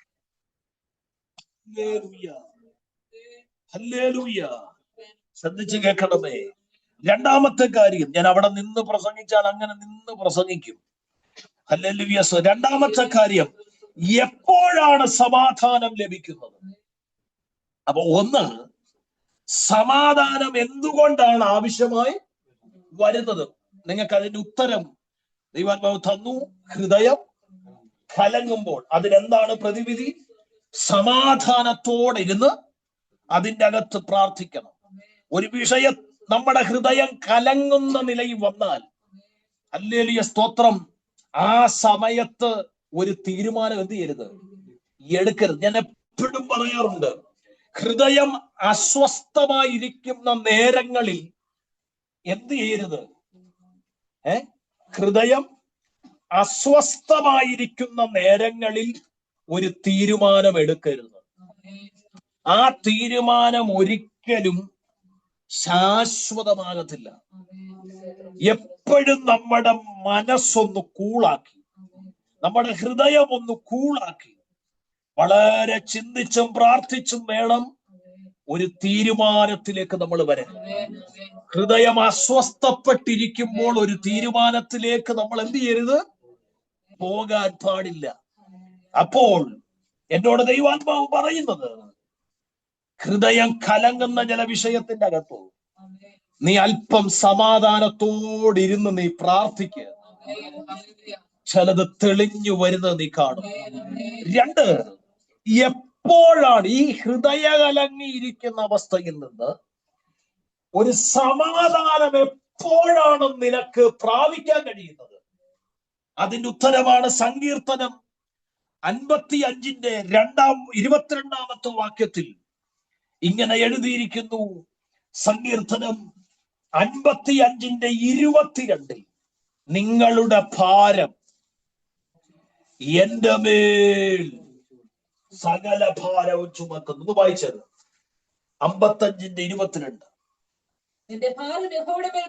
നിന്റെ ഭാരം യഹോവയുടെ മേൽ വെച്ചുകൊള്ളുക, അവൻ നിന്നെ പുലർത്തും. നീതിമാൻ കുലുങ്ങിപ്പോകാൻ അവൻ ഒരു നാളും സമ്മതിക്കുന്ന ദൈവമല്ല. ചേർന്ന് ആമേൻ പറയാൻ നിയോഗമുള്ളവർ ആമേൻ പറഞ്ഞോണം. ഹല്ലേലൂയ. എപ്പോഴാണ് സമാധാനം നമുക്കുണ്ടാകുന്നതെന്ന് ചോദിച്ചാൽ, ഹൃദയം കലങ്ങിയിരിക്കുന്ന വിഷയത്തിന്റെ മുൻപിൽ എപ്പോഴാണ് സമാധാനം ലഭിക്കപ്പെടുന്നതെന്ന് ചോദിച്ചാൽ, നിന്റെ ഭാരം നീ ചുമക്കരുത്.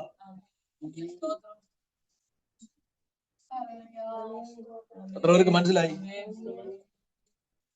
നമ്മുടെ സ്വഭാവമാണ്, നമ്മൾ പ്രാർത്ഥിക്കുകയും ചെയ്യും, ഭാരം ചുമക്കുകയും ചെയ്യും.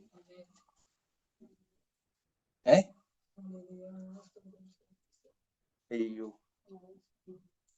ബൈബിളിൽ ഇങ്ങനെ ഒരു വാക്യമുണ്ട്, പെട്ടെന്ന് സ്വർഗത്തിൽ ഒരു നിശബ്ദത എന്ന് പറഞ്ഞ പോലെ. Hallelujah, hallelujah. നമ്മുടെ ഒരു സ്വഭാവം, നമ്മള് പ്രാർത്ഥിക്കും ഇല്ലേ? അയ്യോ, പകലെന്നില്ല രാത്രിയെന്നില്ല, നമ്മൾ നമ്മുടെ ഭാരമെല്ലാം ദൈവത്തോട് പറഞ്ഞ് നിലവിളിച്ച് പ്രാർത്ഥിക്കും, കരഞ്ഞ് പ്രാർത്ഥിക്കും, ഞെരുങ്ങി പ്രാർത്ഥിക്കും. ഞരക്കത്തോടെല്ലാം പ്രാർത്ഥിക്കും. ഒരു സൈഡിൽ പ്രാർത്ഥിക്കുകയും ചെയ്യും, മറു സൈഡിൽ ഈ സാധനം വിടത്തുമില്ല. വിടുന്നില്ല.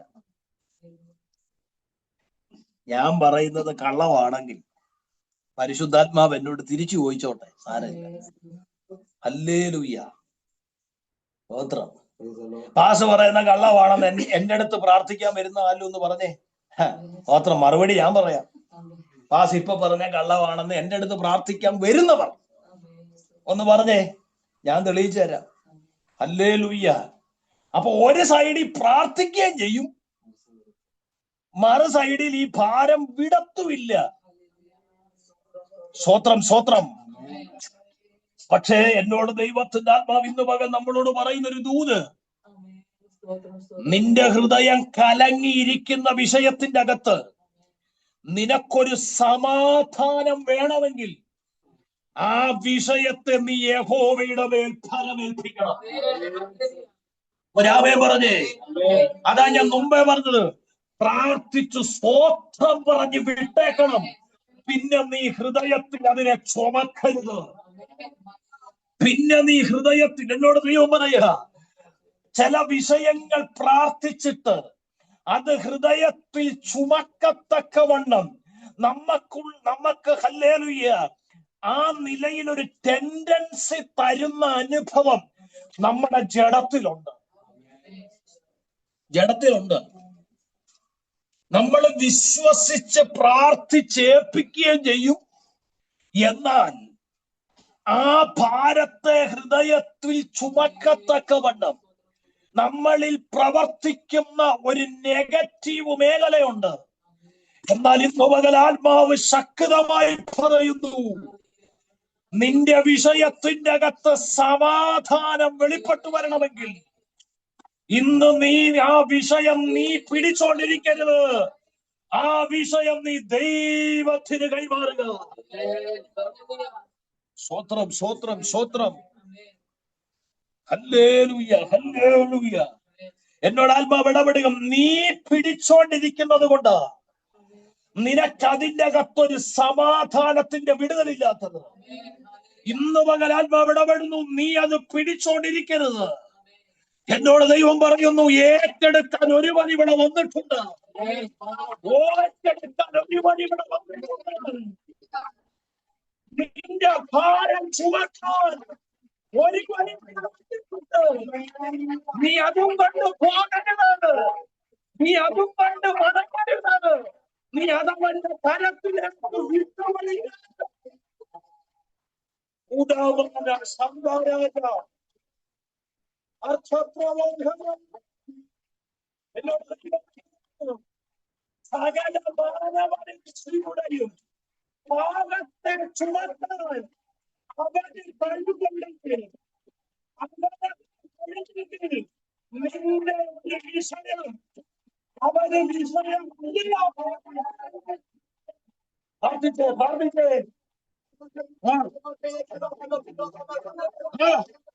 ഇനി വിട്ടുകൊടുക്ക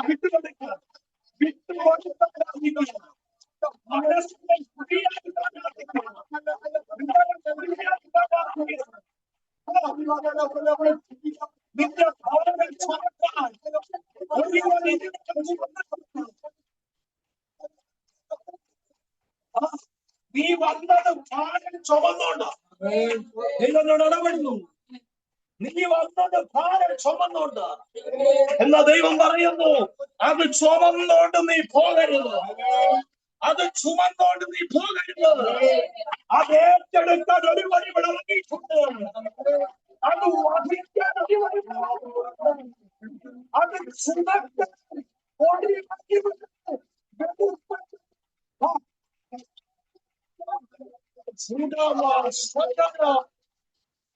നിങ്ങളുടെ അടുത്ത് ആ ഭാരത്തെ വഹിക്കാൻ ഒരുവൻ കഴിവിക്കുന്നു.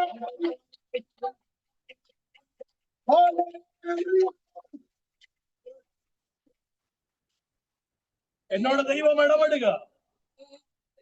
സകല ഗോത്രത്തിന്റെയും സകല ഭാഷയുടെയും ഹല്ലേലൂയ സകല വംശത്തിന്റെയും സകല ജാതിയുടെയും മാനവകുലത്തിന്റെ സകല ഭാരവും ചുമക്കാൻ എനിക്ക് കഴിഞ്ഞെങ്കിൽ, ദൈവാത്മാവ് ഇടപെടുക, ചുമക്കാൻ എനിക്ക് കഴിഞ്ഞെങ്കിൽ നിന്റെ ഭാരം എനിക്കൊരു വിഷയമല്ല. നിന്റെ ഈ ഭാരം എനിക്കൊരു വലിയ വിഷയമല്ലെന്ന് ആത്മാവിന്റെ ഏറ്റെടുക്ക് ഭാരത്തെ വിട്ടുകൊടുക്കണം. ഒരു കല്ലിരിക്കുന്നത് പോലെ, ഹൃദയത്തിലൊരു കല്ലിരിക്കുന്നത് പോലെ ഇരിക്കുന്ന വിഷയത്തെ ഉരുട്ടിക്കണം.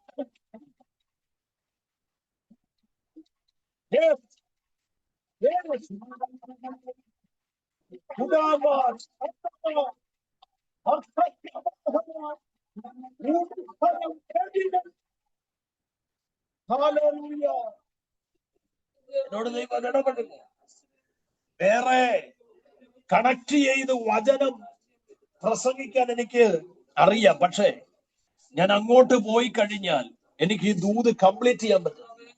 അതുകൊണ്ടാണ് ഞാൻ കണക്ട് ചെയ്ത് വചനം എടുത്ത് പ്രസംഗിക്കാത്തത്. എന്നോട് കർത്താവ് ശക്തമായി പറയുന്നു, സകല മാനവ കുലത്തിന്റെയും പാപം ഭാരം ഏറ്റെടുക്കാൻ ഞാൻ കഴിവുള്ളവനാണെന്ന് തെളിയിച്ച ദൈവമാണ്. എന്നോട് ശക്തമായി ദൈവം ഇടപെടുന്നു. ഞാൻ തെളിയിച്ച ദൈവമാണ്. അങ്ങനെയെങ്കിൽ നീ ഇപ്പോൾ നേരിടുന്ന വിഷയം എനിക്ക് വലിയൊരു വിഷയമല്ലെന്ന്, എനിക്കത് വലിയൊരു വിഷയമല്ലെന്ന് ദൈവത്തിന്റെ ആത്മാവ് നിന്നോട് ഇടപെടുക. നീ പിന്നെ എന്തിനാ ഭാരപ്പെടുന്നത്? നീ പിന്നെയും ചുമക്കുന്നത്? നീ പിന്നെയും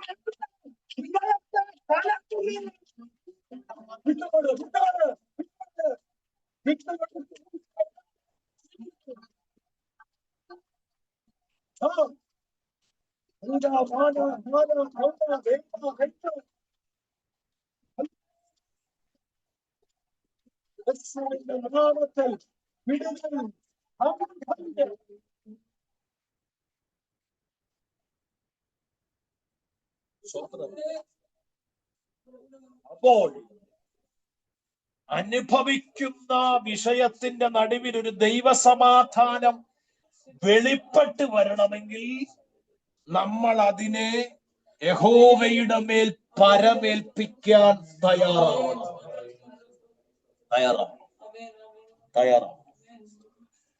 മൂന്നാമത്തെ കാര്യം, ദൈവിക സമാധാനത്തിന്റെ സ്വഭാവം എന്താണ്? യഹോവയുടെ മേൽ നമ്മൾ വെച്ച് നമ്മുടെ വിഷയം കൊടുക്കുമ്പോൾ നമ്മുടെ മേൽ പകരപ്പെടുന്നത് ഒരു ദൈവിക സമാധാനമാണ്. നമ്മൾ പറയാറില്ലേ, ഒന്ന് മനസ്സ് ഓർന്നൊന്ന് കരഞ്ഞപ്പോ ഒരു സമാധാനമായി, ഒരാളോട് തുറന്ന് പറഞ്ഞപ്പോ ഒരു സമാധാനം എന്ന് നമ്മൾ പറയാറില്ലേ. അപ്പൊ ദൈവസന്നിധി ഒരു മനുഷ്യനോട് നമ്മൾ പറയുമ്പോൾ അത്രയും സമാധാനം കിട്ടുന്നുണ്ടെങ്കിൽ, ഒന്ന് കരയുമ്പോൾ അത്രയും സമാധാനം കിട്ടുന്നുണ്ടെങ്കിൽ, ദൈവത്തിന്റെ കരത്തിൽ കൊടുത്താൽ എന്ത് സമാധാനം നമുക്ക് കിട്ടും. അപ്പൊ യഹോവയുടെ കരത്തിലേക്ക് നമ്മൾ വിഷയത്തെ വെച്ച് കഴിയുമ്പോൾ നമ്മുടെ മേൽ പിന്നെ വെളിപ്പെടുന്നത് ദൈവസമാധാനമാണ്. അത് ഈ ലോകത്തിലുള്ള ഒന്നിനും തരാൻ പറ്റത്തില്ല. ഈ സമാധാനത്തിന്റെ സ്വഭാവം എന്താണെന്നാണ് മൂന്നാമത്തെ ചിന്ത. സ്തോത്ര ഹല്ലേലൂയ. ഞാൻ അതിന് നിങ്ങൾക്ക് മനസ്സിലാകാൻ ഒരു കഥ ഞാൻ വേഗത്തിൽ പറയാം. ഒരു രാജാവ് ഒരു ചിത്ര രചനാ മത്സരം വെച്ചു. അതിൽ ഒത്തിരി പേര് പങ്കെടുത്തു. വിജയിക്കുന്ന ആൾക്ക് വലിയൊരു സമ്മാനമാണ് രാജാവ് പ്രഖ്യാപിച്ചത്. രാജാവ് ഇത്ര സമയം നിങ്ങൾക്ക് ഇഷ്ടമുള്ള ഒരു നല്ല മെസ്സേജ് കൊടുക്കുന്ന ഒരു ചിത്രം വരയ്ക്കാൻ എല്ലാവരോടും പറഞ്ഞു. എല്ലാവരും ചിത്രം വരച്ചു. രാജാവ് ഓരോ ചിത്രത്തെയും പരിശോധിച്ചിട്ട് ഒരു കുഞ്ഞിന്റെ, ഒരു മകന്റെ ചിത്രം രാജാവ് പറഞ്ഞു, ഇതാണ് എനിക്കിഷ്ടപ്പെട്ട ചിത്രം. ഈ ചിത്രത്തിനാണ് ഞാൻ സമ്മാനം കൊടുക്കാൻ പോകുന്നത്. എന്നിട്ട് രാജാവ് ആ ചിത്രം തിരിച്ചിട്ട് ആ ചിത്രത്തെ ഒന്ന് എക്സ്പ്ലെയിൻ ചെയ്തു, വിശദീകരിച്ചു. എന്താണെന്നറിയാമോ? ആ കുഞ്ഞു വരച്ച ചിത്രം ഇങ്ങനെ: ശക്തമായ കൊടുങ്കാറ്റ്, മരങ്ങളെല്ലാം കൊടുങ്കാറ്റിൽ ആടി ഉലയുന്നത് പോലെ വരച്ചു. ശക്തമായ മഴ, സ്തോത്രം ചെയ്യുന്നു, ശക്തമായ മഴ, ശക്തമായ കൊടുങ്കാറ്റ് എന്ന് വെച്ചാൽ പ്രകൃതി ശക്തമായി പ്രക്ഷോഭിച്ചു നിൽക്കുന്ന ഒരു ചിത്രം ആ കുഞ്ഞു വരച്ചു. എന്നിട്ട് അതിന്റെ നടുവിൽ ഒരു പാറയുടെ ഒരു വിള്ളൽ ആ കുഞ്ഞു വരച്ചിട്ട് ആ പാറയുടെ വിള്ളലിന്റെ അകത്ത് ഒരു പക്ഷി ഇരുന്ന് ആ പക്ഷി പാട്ടുപാടുന്ന ഒരു ചിത്രമാണ് ആ കുഞ്ഞു വരച്ചത്. സ്തോത്രം. ഞാൻ പറഞ്ഞ മനസ്സിലായോ? ആ പാറയുടെ വിള്ളലിന്റെ അകത്ത് ഈ പ്രതികൂല കാലാവസ്ഥയിൽ ഒരു പക്ഷി ആ വിള്ളലിന്റെ അകത്തിരുന്ന് പാട്ടുപാടുന്ന ഒരു ചിത്രം. രാജാവ് പറഞ്ഞ ഇങ്ങനെയാണ്: ആ പ്രതികൂല സാഹചര്യത്തിന്റെ നടുവിൽ ആ പക്ഷി പാറയുടെ പിളർപ്പിൽ, പാറയുടെ വിള്ളലിൽ ആ പക്ഷി സമാധാനത്തോടെ ഇരുന്ന് പാടുന്ന ചിത്രം. എന്തെല്ലാം പ്രതികൂല സാഹചര്യങ്ങൾ ഉണ്ടായാലും, എന്തെല്ലാം പ്രതികൂല സാഹചര്യങ്ങൾ എഴുന്നേറ്റാലും, പ്രിയപ്പെട്ടവരെ, ദൈവസമാധാനമുള്ളവർ, ദൈവസമാധാനം അകത്തുള്ളവർ ഈ പ്രതികൂലത്തിന്റെ മുമ്പിൽ ചഞ്ചലപ്പെടത്തില്ല. പ്രതികൂല സാഹചര്യങ്ങളുടെ മുൻപിൽ അവർ ചഞ്ചലപ്പെട്ടു പോകത്തില്ല. ആ പക്ഷി പാടാനൊരു കാരണമുണ്ട്. അത് പാറയുടെ പിളർപ്പിലായിരിക്കുന്നത്. അത് പാറയുടെ പിളർപ്പിലായിരിക്കുന്നത്. പ്രിയപ്പെട്ടവരെ, അതാണ് അതിന്റെ കോൺഫിഡൻസ് എന്ന് പറയുന്നത്. അതിന്റെ കോൺഫിഡൻസ് എന്ന് പറയുന്നത്, കാറ്റ് ശക്തമായി ആഞ്ഞടിച്ചാലും, മഴ ശക്തമായി പെയ്താലും, ഞാൻ ഇരിക്കുന്നത് ഒരു പാറയുടെ പിളർപ്പിലാണ്. ഞാൻ ഇരിക്കുന്നത് പാറയുടെ ഒരു പിളർപ്പിലാണ്. അതുകൊണ്ട് തന്നെ അത് പാടുകയാണ്. അവിടെ കൊണ്ട് തീർന്നില്ല. അദ്ദേഹം പറയുന്ന മറ്റൊരു കാര്യമുണ്ട്. ഈ പാടുന്ന പക്ഷിക്കറിയാം, അല്ലേ, ഈ പ്രതികൂലം മാറുന്ന ഒരു സമയമുണ്ട്, ഈ കാറ്റ് നിൽക്കുന്ന ഒരു സമയമുണ്ട്, ഈ മരങ്ങൾ ആടി ഉലയുന്ന ഒരു സമയമുണ്ട്, ഇത് നിൽക്കുന്ന ഒരു സമയമുണ്ട്. ആ പക്ഷി പാടുകയാണ്. ഇതാണ് ദൈവസമാധാനം എന്ന് പറയുന്നത്. പുറമെ എന്തെല്ലാം പ്രതികൂലങ്ങൾ വന്നാലും, പുറമെ എന്തെല്ലാം പ്രതിസന്ധി വന്നാലും, ദൈവസമാധാനത്തിന്റെ കീഴിൽ നിൽക്കുന്ന ഒരു ദൈവ വൈതൽ ചഞ്ചലപ്പെടത്തില്ല. ഒരു ദൈവ വൈതൽ തളർന്നു പോകത്തില്ല. അവൻ പാട്ടുപാടുമെന്ന്, അവൻ ദൈവത്തെ മഹത്വപ്പെടുത്തുമെന്ന്, അവൻ ദൈവത്തെ ആരാധിക്കുമെന്ന്, അവൻ ദൈവസന്നിധിയിൽ ദൈവസമാധാനത്തിന്റെ സ്വഭാവം. മനസ്സിലായോ? മനസ്സിലായോ? ദൈവസമാധാനത്തിന്റെ സ്വഭാവം എന്ന് പറയുന്നതാണ്. സ്തോത്രം ചെയ്യുന്നു, സ്തോത്രം ചെയ്യുന്നു. ഇന്ന് പകരം തിരിച്ചറി. ഹല്ലേലൂയ. പാറയുടെ പിളർപ്പിൽ, പ്രതികൂല സാഹചര്യത്തിന്റെ നടുവിൽ പാട്ടുപാടാൻ പക്ഷിക്ക് കഴിയുന്നെങ്കിൽ അതിന്റെ ഉള്ളിൽ വലിയൊരു സമാധാനമുണ്ട്. ഇതുപോലെയാണ് ദൈവത്തിന്റെ സമാധാനം. ഇതുപോലാണ് ദൈവത്തിന്റെ സമാധാനം. എന്നോട് ദൈവം, ഇതാണ് ദൈവത്തിന്റെ സമാധാനത്തിന്റെ സ്വഭാവം. ഇതകത്തുണ്ടെങ്കിൽ, നിങ്ങൾ ചിലരെ കണ്ടിട്ടുണ്ടോ? എത്ര വമ്പിച്ച പ്രശ്നം ഉണ്ടെങ്കിലും അവരെ കാണുമ്പോ അതുണ്ടെന്ന് നമ്മൾ പറയത്തില്ല. ചില വിശ്വാസികളെ, ചില ദൈവമക്കളെ, എനിക്ക് ചില പാസ്റ്റേഴ്സിനൊക്കെ അറിയാം. എല്ലാരും അങ്ങനല്ല, എന്നാൽ എനിക്ക് പലരെ അറിയാം. വമ്പിച്ച പ്രശ്നകലുഷിതമാകുന്ന സാഹചര്യത്തിലൂടെ കടന്നു പോകുന്നത്. പക്ഷെ വീട്ടിലുള്ളവർക്ക് അറിയത്തുള്ളൂ. പുറത്തൊരു മനുഷ്യന് എന്നറിയോ, അവരുടെ ഉള്ളിൽ ദൈവസമാധാനത്തിന്റെ സ്വഭാവമുണ്ട്. മനസ്സിലായോ പറഞ്ഞേ? ദൈവസമാധാനത്തിന്റെ സ്വഭാവം അവരുടെ ഉള്ളിലുണ്ട്. ആ സ്വഭാവം ഉള്ളവർക്ക് ഇങ്ങനെയുള്ള കാര്യങ്ങളിൽ അവർക്ക് നിലനിന്ന് പോകാൻ പറ്റും. അല്ലെങ്കിൽ മറ്റുള്ളവരെ കാണുമ്പം ഇവര് ഹല്ലേലൂയ തനി സ്വഭാവം വെളിപ്പെടുത്തും. ചിലരെ നിങ്ങൾ കണ്ടിട്ടുണ്ടോ? ചിലരെ കണ്ടാൽ, ചിലരുമായി സംസാരിച്ചാൽ എപ്പ വിളിച്ചാലും പാസേ സമാധാനക്കേടേ ഉള്ളൂ. സ്തോത്രം അല്ലേ? എന്നുവെച്ചാ സമാധാനമില്ലായ്മ പറയാനേ അവർക്ക് നേരമുള്ളൂ. സമാധാനമില്ലായ്മ പറയാനേ അവർക്ക് നേരമുള്ളൂ. സ്തോത്രം. അല്ലെങ്കിൽ ഇന്ന് എന്റെ ജീവിതത്തിൽ ദൈവം ഒരു സമാധാനം ചെയ്തെന്ന് പറയാൻ അവർക്ക് കഴിയാറില്ല. പിന്നെന്താ പറയുന്നത്? കൂടുതൽ സ്തോത്രം ഹല്ലേലൂയ.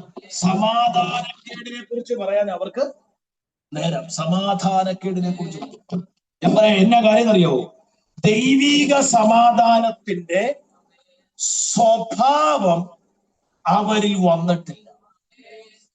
ദൈവിക ഒരു പ്രാർത്ഥനാ വിഷയം പറയുന്നത് പോലല്ല. ഹല്ലേലൂയ. നമ്മൾ വിളിക്കുമ്പോൾ, കാണുമ്പോൾ സമാധാനമില്ലായ്മ ചെന്നിട്ട് പറഞ്ഞുകൊണ്ടിരിക്കും. സോദരൻ പറഞ്ഞ കാര്യം തന്നെ ആവർത്തിച്ച് ചിലര് പറയും. ഇതൊക്കെ ഞാൻ പറയുന്നത് തിരുത്താൻ വേണ്ടിയിട്ടാണ്. ദൈവിക സമാധാനം അകത്തുള്ളവന്റെ സ്വഭാവം പ്രാർത്ഥനാ വിഷയം ഷെയർ ചെയ്താലും അവൻ പുറത്ത് അസമാധാനം കാണിക്കത്തില്ല.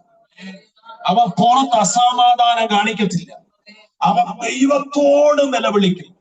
അവൻ ദൈവത്തോട് കരയും. അവൻ ദൈവത്തോട് പ്രാർത്ഥിക്കും. പുറമെ അവനത് കാണിക്കത്തില്ല.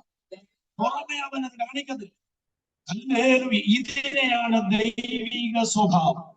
ഞാൻ പറഞ്ഞ മനസ്സിലാകുന്നുണ്ട്. അത്രയും പ്രതികൂല സാഹചര്യത്തിന്റെ നടുവിലും ആ പ്രതികൂലത്തിന്റെ സ്വഭാവമല്ല ആ പക്ഷി കാണിച്ചത്. അതകത്തനുഭവിക്കുന്ന സമാധാനത്തിന്റെ സ്വഭാവം ആ പക്ഷി കാണിച്ചത്. എന്നോട് ദൈവം പറയുന്നു, ഇന്ന് മുതൽ ഒരു സമാധാനത്തിന്റെ സ്വഭാവം എന്റെ അകത്ത് ദൈവം പകർന്നവെന്ന് പ്രാർത്ഥിക്കാൻ മനസ്സുള്ളവരൊന്ന് പ്രാർത്ഥിച്ചു. ഇന്ന് ചിലരുടെ മേൽ അത് വീഴാൻ പോവുക. ഇന്ന് ചിലരുടെ മേൽ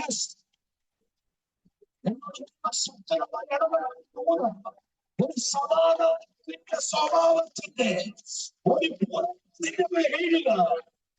നിന്റെ സ്വഭാവത്തിലേക്ക് ഒരു ദൈവീക സമാധാനത്തിന്റെ ഒന്ന് പ്രാർത്ഥിക്കാൻ മനസ്സുള്ളവർ പ്രാർത്ഥിക്കും. കർത്താവേ, ഇന്ന് പലരും പകരപ്പെടട്ടെ. ആഗ്രഹമുള്ളവരുടെ പകരപ്പെടട്ടെ. ആഗ്രഹമുള്ളവരുടെ പകരപ്പെടട്ടെ.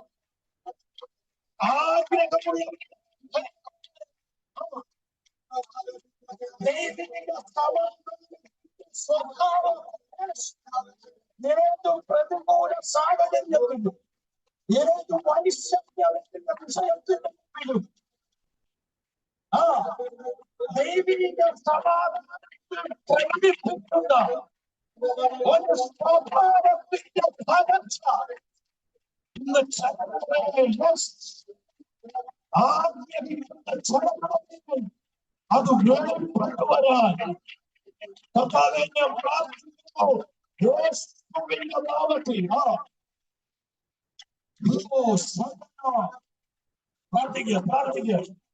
പ്രാർത്ഥിക്കുക ദൈവത്തോട്. പ്രാർത്ഥിക്കുക. നിന്റെ സമാധാനമുള്ള മേഖലകൾ പറയുന്നത് ഇത്രയധികം സമാധാനം ഇല്ലാതാക്കിയിട്ടു അവൻ കൂളായിട്ട് പോകുന്നു. എന്ന് മറ്റുള്ളവർ പറയുന്നു. എന്നറിയാമോ? ദൈവത്തിന്റെ സമാധാനത്തിന്റെ സ്വഭാവം നിങ്ങളുടെ വെളിപ്പെട്ടു തുടങ്ങുന്നത്.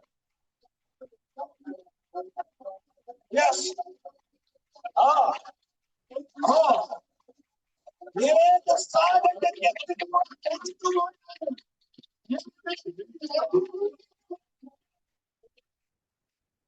oh Jesus oh hallelujah ഏത് സാഹചര്യത്തെയും ഞാൻ അതിജീവിക്കും. ദൈവത്തിന്റെ സമാധാനത്താലുള്ള സ്വഭാവത്താൽ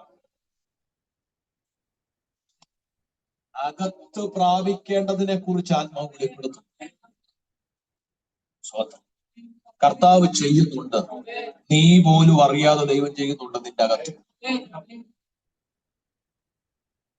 യേശുവിന്റെ നാമത്തിൽ, യേശുവിന്റെ നാമത്തിൽ ഇന്ന് പകൽ ദൈവത്തിന്റെ ആത്മാവ് എന്നോട് ശക്തമായി പറയുന്നു, ചിലരിലേക്ക് ഈ സ്വഭാവത്തെ അവൻ പകർന്നുകൊണ്ടിരിക്കുക. നിങ്ങൾക്കറിയാമോ, ഏകദേശം 5 കോടി മുകളിൽ കടമുള്ള മനുഷ്യൻ എന്നെ വിളിച്ച് പ്രാർത്ഥിച്ചിട്ടുണ്ട്.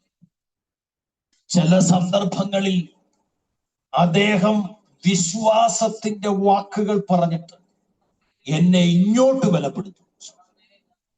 5 കോടി കടത്തിൽ മുങ്ങിയ മനുഷ്യൻ ചില സമയത്ത് അദ്ദേഹത്തിന്റെ വാക്കുകൾ എന്റെ വിശ്വാസത്തെ വർദ്ധിപ്പിച്ചിട്ടുണ്ട്. ഞാൻ പറഞ്ഞതിന്റെ സാരം, അങ്ങനൊരു സ്വഭാവം നമ്മളിലേക്ക് വരട്ടെ. ഇന്ന് ഈ ബുധനാഴ്ച മീറ്റിംഗിൽ സംബന്ധിക്കുന്ന എന്റെ മാന്യ ദൈവ കുഞ്ഞുങ്ങളോട് ആത്മാവ് പറയുന്നു, കുഞ്ഞെ, അങ്ങനൊരു സ്വഭാവം നമ്മളിലേക്ക് 2026 വെളിപ്പെടും. ഒരു പ്രവചന ദൂതുപോലെ എന്ന് പറയുന്നത്, ഒരു പ്രവചന ശബ്ദം പോലെ ദൈവത്തിനോട് പറയാൻ പറ്റില്ല. 2026 എന്റെ അറിവ് താമസിക്കുവാൻ നമുക്കൊരവസരം ദൈവം തരുന്നെങ്കിൽ, എന്നോട് ദൈവം ഇടപെടുന്നു.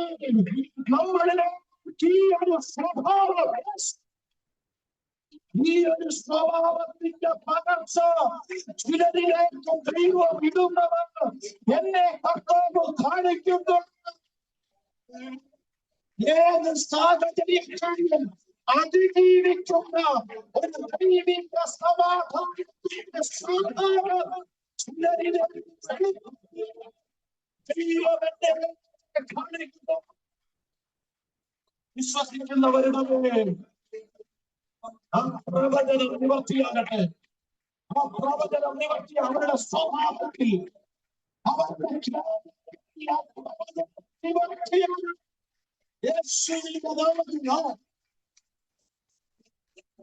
സമാധാനത്തെ ഇല്ലാതാക്കുന്ന സ്വഭാവമല്ല, സമാധാനത്തെ വെളിപ്പെടുത്തുന്ന സ്വഭാവം. പ്രാർത്ഥിച്ചോളും കേട്ടോ, നിന്നിൽ അത് വെളിപ്പെട്ടു വരും. അവസാനത്തെ ഭാഗം, എങ്ങനെ ഇത് നിലനിർത്താം?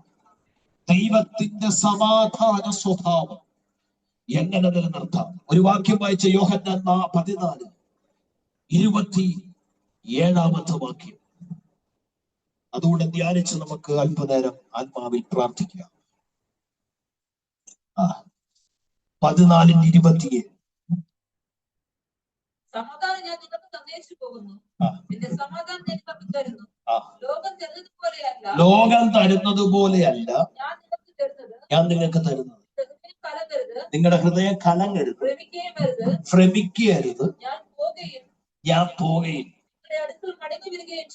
നിങ്ങളുടെ അടുക്കൽ മടങ്ങി വരികയും ചെയ്യുമെന്ന് ഞാൻ നിങ്ങളോട് പറഞ്ഞത് കേട്ടുവല്ലോ. നിങ്ങൾ എന്നെ സ്നേഹിക്കുന്നു എങ്കിൽ ഞാൻ പിതാവിന്റെ അടുത്ത് പോകുന്നതിനാൽ നിങ്ങൾ സന്തോഷിക്കുമെന്ന്. മതി. കർത്താവ് പറയും, എന്റെ സമാധാനം ഞാൻ നിങ്ങൾക്ക് തന്നേച്ചു പോകുന്നു. അത് ഈ ലോകം തരുന്ന സമാധാനം പോലെ അല്ല. പക്ഷെ ഒരു കാര്യം ഞാൻ ഉറപ്പ് പറയാം, ഞാൻ പോയതുപോലെ വരും. അത് നിങ്ങൾ അറിയുന്നു. എന്ന് വെച്ചാൽ ക്രിസ്തുവേശുവിൽ ലഭിക്കപ്പെടുന്ന സമാധാന സ്വഭാവത്തെ നിലനിർത്തണമെങ്കിൽ അവനിൽ വസിക്കണം. അവനിൽ വസിക്കണം. അതിനും പറയുന്നു, അവനിൽ വേരൂന്നി വസിക്കണം, അവന്റെ തലയോളം വളരണം എന്ന് പറയുന്നുണ്ട്. അല്ലെ, ക്രിസ്തുവിന്റെ ഭാവം നിങ്ങളിൽ ഉണ്ടാകണം. അതിൽ യഥാർത്ഥ വാക്ക് ഭാവം എന്നല്ല, മനസ്സ്, മൈൻഡ് എന്നാണ്. ക്രിസ്തുവിന്റെ മനസ്സ് നിങ്ങളിൽ ഉണ്ടാവണം എന്നാണ് ആ വാക്ക്. ശ്രദ്ധിച്ചു കേട്ടെ. എന്ന് പറഞ്ഞാൽ ദൈവിക സമാധാനത്തിന്റെ സ്വഭാവത്തെ നിലനിർത്തി പോകണമെങ്കിൽ നമ്മൾ ക്രിസ്തുവിൽ വളരണം, നമ്മൾ ക്രിസ്തുവിൽ വസിക്കണം, നമ്മൾ ക്രിസ്തുവിൽ നിലനിൽക്കണം. ഒരാമയം പറഞ്ഞ് നമ്മൾ വായിച്ച വാക്യം എന്താ? ക്രിസ്തുവിൽ കാക്കുമെന്ന്, അല്ലേ? ക്രിസ്തുവിൽ കാക്കും. ക്രിസ്തുവിൽ ദൈവിക സമാധാനം നമ്മുടെ ഹൃദയങ്ങളെയും നിലവുകളെയും കാക്കണമെങ്കിൽ ആ സമാധാനത്തിന്റെ സ്വഭാവം നമ്മളിൽ നിലനിർത്തണമെങ്കിൽ ആ ക്രിസ്തുവിൽ വസിക്കണം, ആ ക്രിസ്തുവിൽ നിലനിൽക്കണം. ഒരു ഉദാഹരണം പറഞ്ഞ് ഞാൻ പ്രാർത്ഥിക്കാൻ ആഗ്രഹിക്കുക. നമുക്ക് എല്ലാവർക്കും അറിയുന്ന ഒരു വലിയ സമുദ്രമാണ് അറ്റ്ലാന്റിക് സമുദ്രം എന്ന് പറയുന്നത്. അറ്റ്ലാന്റിക് സമുദ്രത്തിൽ അല്ലെങ്കിൽ നമുക്കറിയാം ശക്തമേറിയ കാറ്റടിക്കുന്ന ഒരു സമുദ്രമാണ്, കൊടുങ്കാറ്റുകൾ അടിക്കുന്ന ഒരു സമുദ്രമാണ്. എത്ര ഉയർന്ന കപ്പലുകളാണെങ്കിലും അതിനെ ചുരുട്ടി അടിച്ച് തകർത്തു കളയാനുള്ള കരുത്ത് അറ്റ്ലാന്റിക് സമുദ്രത്തിനുണ്ട്. വളരെ അപകടകരമായ ഒരു സമുദ്രമാണ് അറ്റ്ലാന്റിക് സമുദ്രം. പക്ഷെങ്കിൽ നിങ്ങൾക്കറിയാമോ, എന്തെല്ലാം പ്രതികൂല സാഹചര്യങ്ങളാലും ഏതെല്ലാം സംഭവങ്ങൾ നടന്നാലും എന്തെല്ലാം തകർന്നടിഞ്ഞാലും അറ്റ്ലാന്റിക് സമുദ്രത്തിൽ നിൽക്കുന്ന വലിയ മഞ്ഞുമലകളുണ്ട്, മഞ്ഞുകട്ടകൾ. ഹല്ലേലൂയ, സ്തോത്രം. മഞ്ഞുകട്ടകളുണ്ട്, മഞ്ഞുമലയുണ്ട്, സ്തോത്രം. അറ്റ്ലാന്റിക് സമുദ്രത്തിൽ എത്രയെല്ലാം കാറ്റ് ശക്തമായി അടിച്ചാലും കടലിന്റെ തിരമാലകളൊക്കെ എത്ര പ്രക്ഷോഭമായി വന്നാലും പ്രിയപ്പെട്ടവരെ ഇതിനെ തകർക്കാൻ പറ്റത്തില്ല. അല്ലെങ്കിൽ ചരിത്രം പഠിപ്പിക്കുന്നത് ഇത് മുകളിൽ, കടലിന്റെ മുകളിൽ കാണുന്നതിനെക്കാട്ടിലും ഏകദേശം 9 അടി താഴ്ച ഹല്ലേലൂയ അടിയിലോട്ടുണ്ട്. ഞാൻ പറഞ്ഞ മനസ്സിലായോ? അടിയിലോട്ടുണ്ട്. ഹല്ലേലൂയ, സ്തോത്രം. അതുകൊണ്ട് തന്നെ ആഴമേറിയ ഒരു കരുത്ത് ഇതിനടിയിലോട്ടുണ്ടെന്ന് ഞാൻ പറഞ്ഞ മനസ്സിലായി. ആഴമേറിയ ഒരു കരുത്ത് ഇതിനെ നിലനിർത്തുന്നത് ഇതിന്റെ അടിഭാഗത്ത്, കടലിന്റെ അടിഭാഗത്ത്. സ്തോത്രം ചെയ്യുക. അപ്പോ ഈ കടലിൽ അത് നമുക്ക് കാണാൻ പറ്റത്തില്ല. പുറമെ നോക്കുമ്പോൾ തിരമാലകൾ ശക്തമായി അടിക്കുന്നു, കൊടുങ്കാറ്റുകൾ ശക്തമായി വെളിപ്പെടുന്നു, വലിയ വലിയ കപ്പലുകളെ വരെ അടിച്ചു തകർക്കാനുള്ള കരുത്ത് ഈ സമുദ്രത്തിനുണ്ട്. എന്നാൽ ഹല്ലേലൂയ അവിടെ തകരാതെ നിൽക്കുന്ന ഒരു സംഭവമുണ്ട്. അതാണ് ഞാൻ പറഞ്ഞത്. അതിന്റെ കാരണം ചരിത്രം പഠിപ്പിക്കുന്നത് ഹല്ലേലൂയ, സ്തോത്രം, 9 അടി താഴ്ചയിലേക്ക് വരെ ആഴത്തിലേക്ക് ഇറങ്ങുന്ന മഞ്ഞുകട്ടകളാണിത്. ഹല്ലേലൂയ. പുറമെ നോക്കുമ്പോൾ സ്തോത്രം നമുക്കിത് കാണാൻ കഴിയും, എന്നാൽ അകത്തോട്ട് നമുക്ക് കാണാൻ കഴിയത്തില്ല. പക്ഷെങ്കിൽ അതിനെ കരുത്തോടെ നിർത്തുന്ന ഒരു മേഖലയാണത്. ഇന്ന് പകൽക്കാലം ഞാൻ പറഞ്ഞ് മനസ്സിലാകുന്നുണ്ടോ? ഏത് സാഹചര്യത്തിലും അത് തകർന്നു പോകത്തില്ല, നിൽക്കും. ഞാൻ പറഞ്ഞു വന്നതിന്റെ സാരം എന്ന് പറഞ്ഞതുപോലെ ക്രിസ്തുവിൽ ആഴമായി വസിക്കുന്ന ഒരു ദൈവമൈത്രി തകർന്നു പോകത്തില്ല. എങ്ങനെ ദൈവത്തിന്റെ സമാധാനത്തെ നിലനിർത്താം എന്ന് ചോദിച്ചാൽ, ഒരറ്റ്ലാന്റിക് സമുദ്രത്തിൽ ഒരു മഞ്ഞുമല നിൽക്കുന്നത് പോലെ, ഒരു മഞ്ഞുകട്ട നിൽക്കുന്നത് പോലെ ആഴത്തിലേക്ക് ഇറങ്ങി അതിന്റെ അടിസ്ഥാനങ്ങളെ നിലനിർത്തിയിരിക്കുന്നത് പോലെ ഇന്ന് മകൻ ദൈവത്തിന്റെ ആത്മാവിനോട് ഇടപെടപ്പെട്ടവരെ, ക്രിസ്തുവിൽ നീ ആഴത്തിൽ നിന്നാൽ നിനക്ക് ഈ സമാധാനം നിലനിർത്തും. നിന്റെ പ്രാർത്ഥന ആഴത്തിലാണെങ്കിൽ, നിന്റെ ഉപവാസം ആഴത്തിലാണെങ്കിൽ, ദൈവമായിട്ടുള്ള നിന്റെ ബന്ധം ആഴത്തിലാണെങ്കിൽ, നിന്റെ ആരാധന ഒരു ആഴത്തിലാണെങ്കിൽ, ഏതാഴത്തില? കടലിന്റെ ആഴത്തിലല്ല. ക്രിസ്തു എന്ന ആ ദൈവപുരുഷൻ, നമ്മുടെ കർത്താവ് ആ വചനത്തിൽ ആഴത്തിലാണെങ്കിൽ ഈ സമാധാനത്തെ എടുത്തു കളയാൻ ഒരു ശക്തിക്കും കഴിയത്തില്ല. ഇന്ന് ഞാൻ പ്രസംഗിച്ചതും ഇന്ന് നിങ്ങളിലേക്ക് പകർന്നതുമായ സമാധാനത്തിന്റെ ശക്തിയെ എടുത്തു കളയാൻ ഒന്നിനും കഴിയത്തില്ല. കാരണം നീ ആഴത്തിൽ നിൽക്കുന്നത് ക്രിസ്തുവിലാണ്. പൗലോസ് പറഞ്ഞു, ഞാൻ നല്ല പൊരുതി ഓട്ടം തികച്ചു വിശ്വാസം കാത്തു. ഇനിയും നീതിയുടെ കിരീടം എനിക്കായി വെച്ചിരിക്കുന്ന അടുത്ത വാക്യം. എനിക്ക് മാത്രമല്ല, കർത്താവിൽ വിശ്വസിക്കുന്ന അവന്റെ വരവിന് വേണ്ടി പ്രത്യാശയോടെ കാത്തിരിക്കുന്ന സകലർ കണ്ടോ എന്ന് പറഞ്ഞാൽ, ഞാൻ ക്രിസ്തുവിൽ എങ്ങനെ നിന്നോ അതുപോലെ, ഞാൻ ക്രിസ്തുവിൽ എങ്ങനെ ആഴത്തിൽ വളർന്നു നിന്നോ, അവന്റെ വരവിന് വേണ്ടി ഞാൻ എങ്ങനെ പോരാടിയോ നിന്നോ, അതേപോലെ നിങ്ങളും നിന്നാൽ അവന്റെ വിശ്വാസത്തിൽ, അവന്റെ ആഴത്തിൽ, അല്ലെങ്കിൽ ആ പ്രതീക്ഷയിൽ, പ്രത്യാശയിൽ നിങ്ങളും വസിച്ച് നിങ്ങൾക്കും ഉണ്ടെന്നാ പറഞ്ഞതിന്റെ അർത്ഥം, നമുക്കും ഉണ്ടെന്നാ പറഞ്ഞതിന്റെ അർത്ഥം. ഞാൻ പറഞ്ഞു വന്നത് മനസ്സിലായോ? പ്രാപിച്ച സമാധാനത്തിന്റെ സ്വഭാവത്തെ നിലനിർത്തണമെങ്കിൽ ക്രിസ്തുവിൽ ആഴമായൊരു ബന്ധം, ക്രിസ്തുവിൽ ആഴമായൊരു ബന്ധം നമുക്ക് അനിവാര്യമാണെന്ന് ദൈവാത്മാവ് ഈ വചനത്തിലൂടെ ബോധ്യപ്പെടുത്തും. അങ്ങനെയെങ്കിൽ ഇന്ന് പകൽ ഒരു തീരുമാനമെടുക്കുക. എന്റെ മേൽ ദൈവം പകർന്ന സമാധാനത്തിന്റെ ശക്തിയെ, സമാധാനത്തിന്റെ സ്വഭാവത്തെ ഞാൻ ക്രിസ്തുവിൽ നിലനിർത്തും. ഒരു നിമിഷം എഴുന്നേറ്റ് നിന്നാണ്. എല്ലാവരും ഒരു നിമിഷം എഴുന്നേറ്റ് നിന്നവർ നിങ്ങളുടെ കണ്ണുകൾ അടച്ചു, നിങ്ങളുടെ കണ്ണുകൾ അടച്ചു. എഴുന്നേറ്റ് നിന്നവർ നിങ്ങളുടെ കണ്ണുകൾ അടച്ച് ഒരു നിമിഷം പ്രാർത്ഥിച്ചാൽ, ഒരു നിമിഷം പ്രാർത്ഥിച്ചേ, ഒരു നിമിഷം പ്രാർത്ഥിച്ചേ.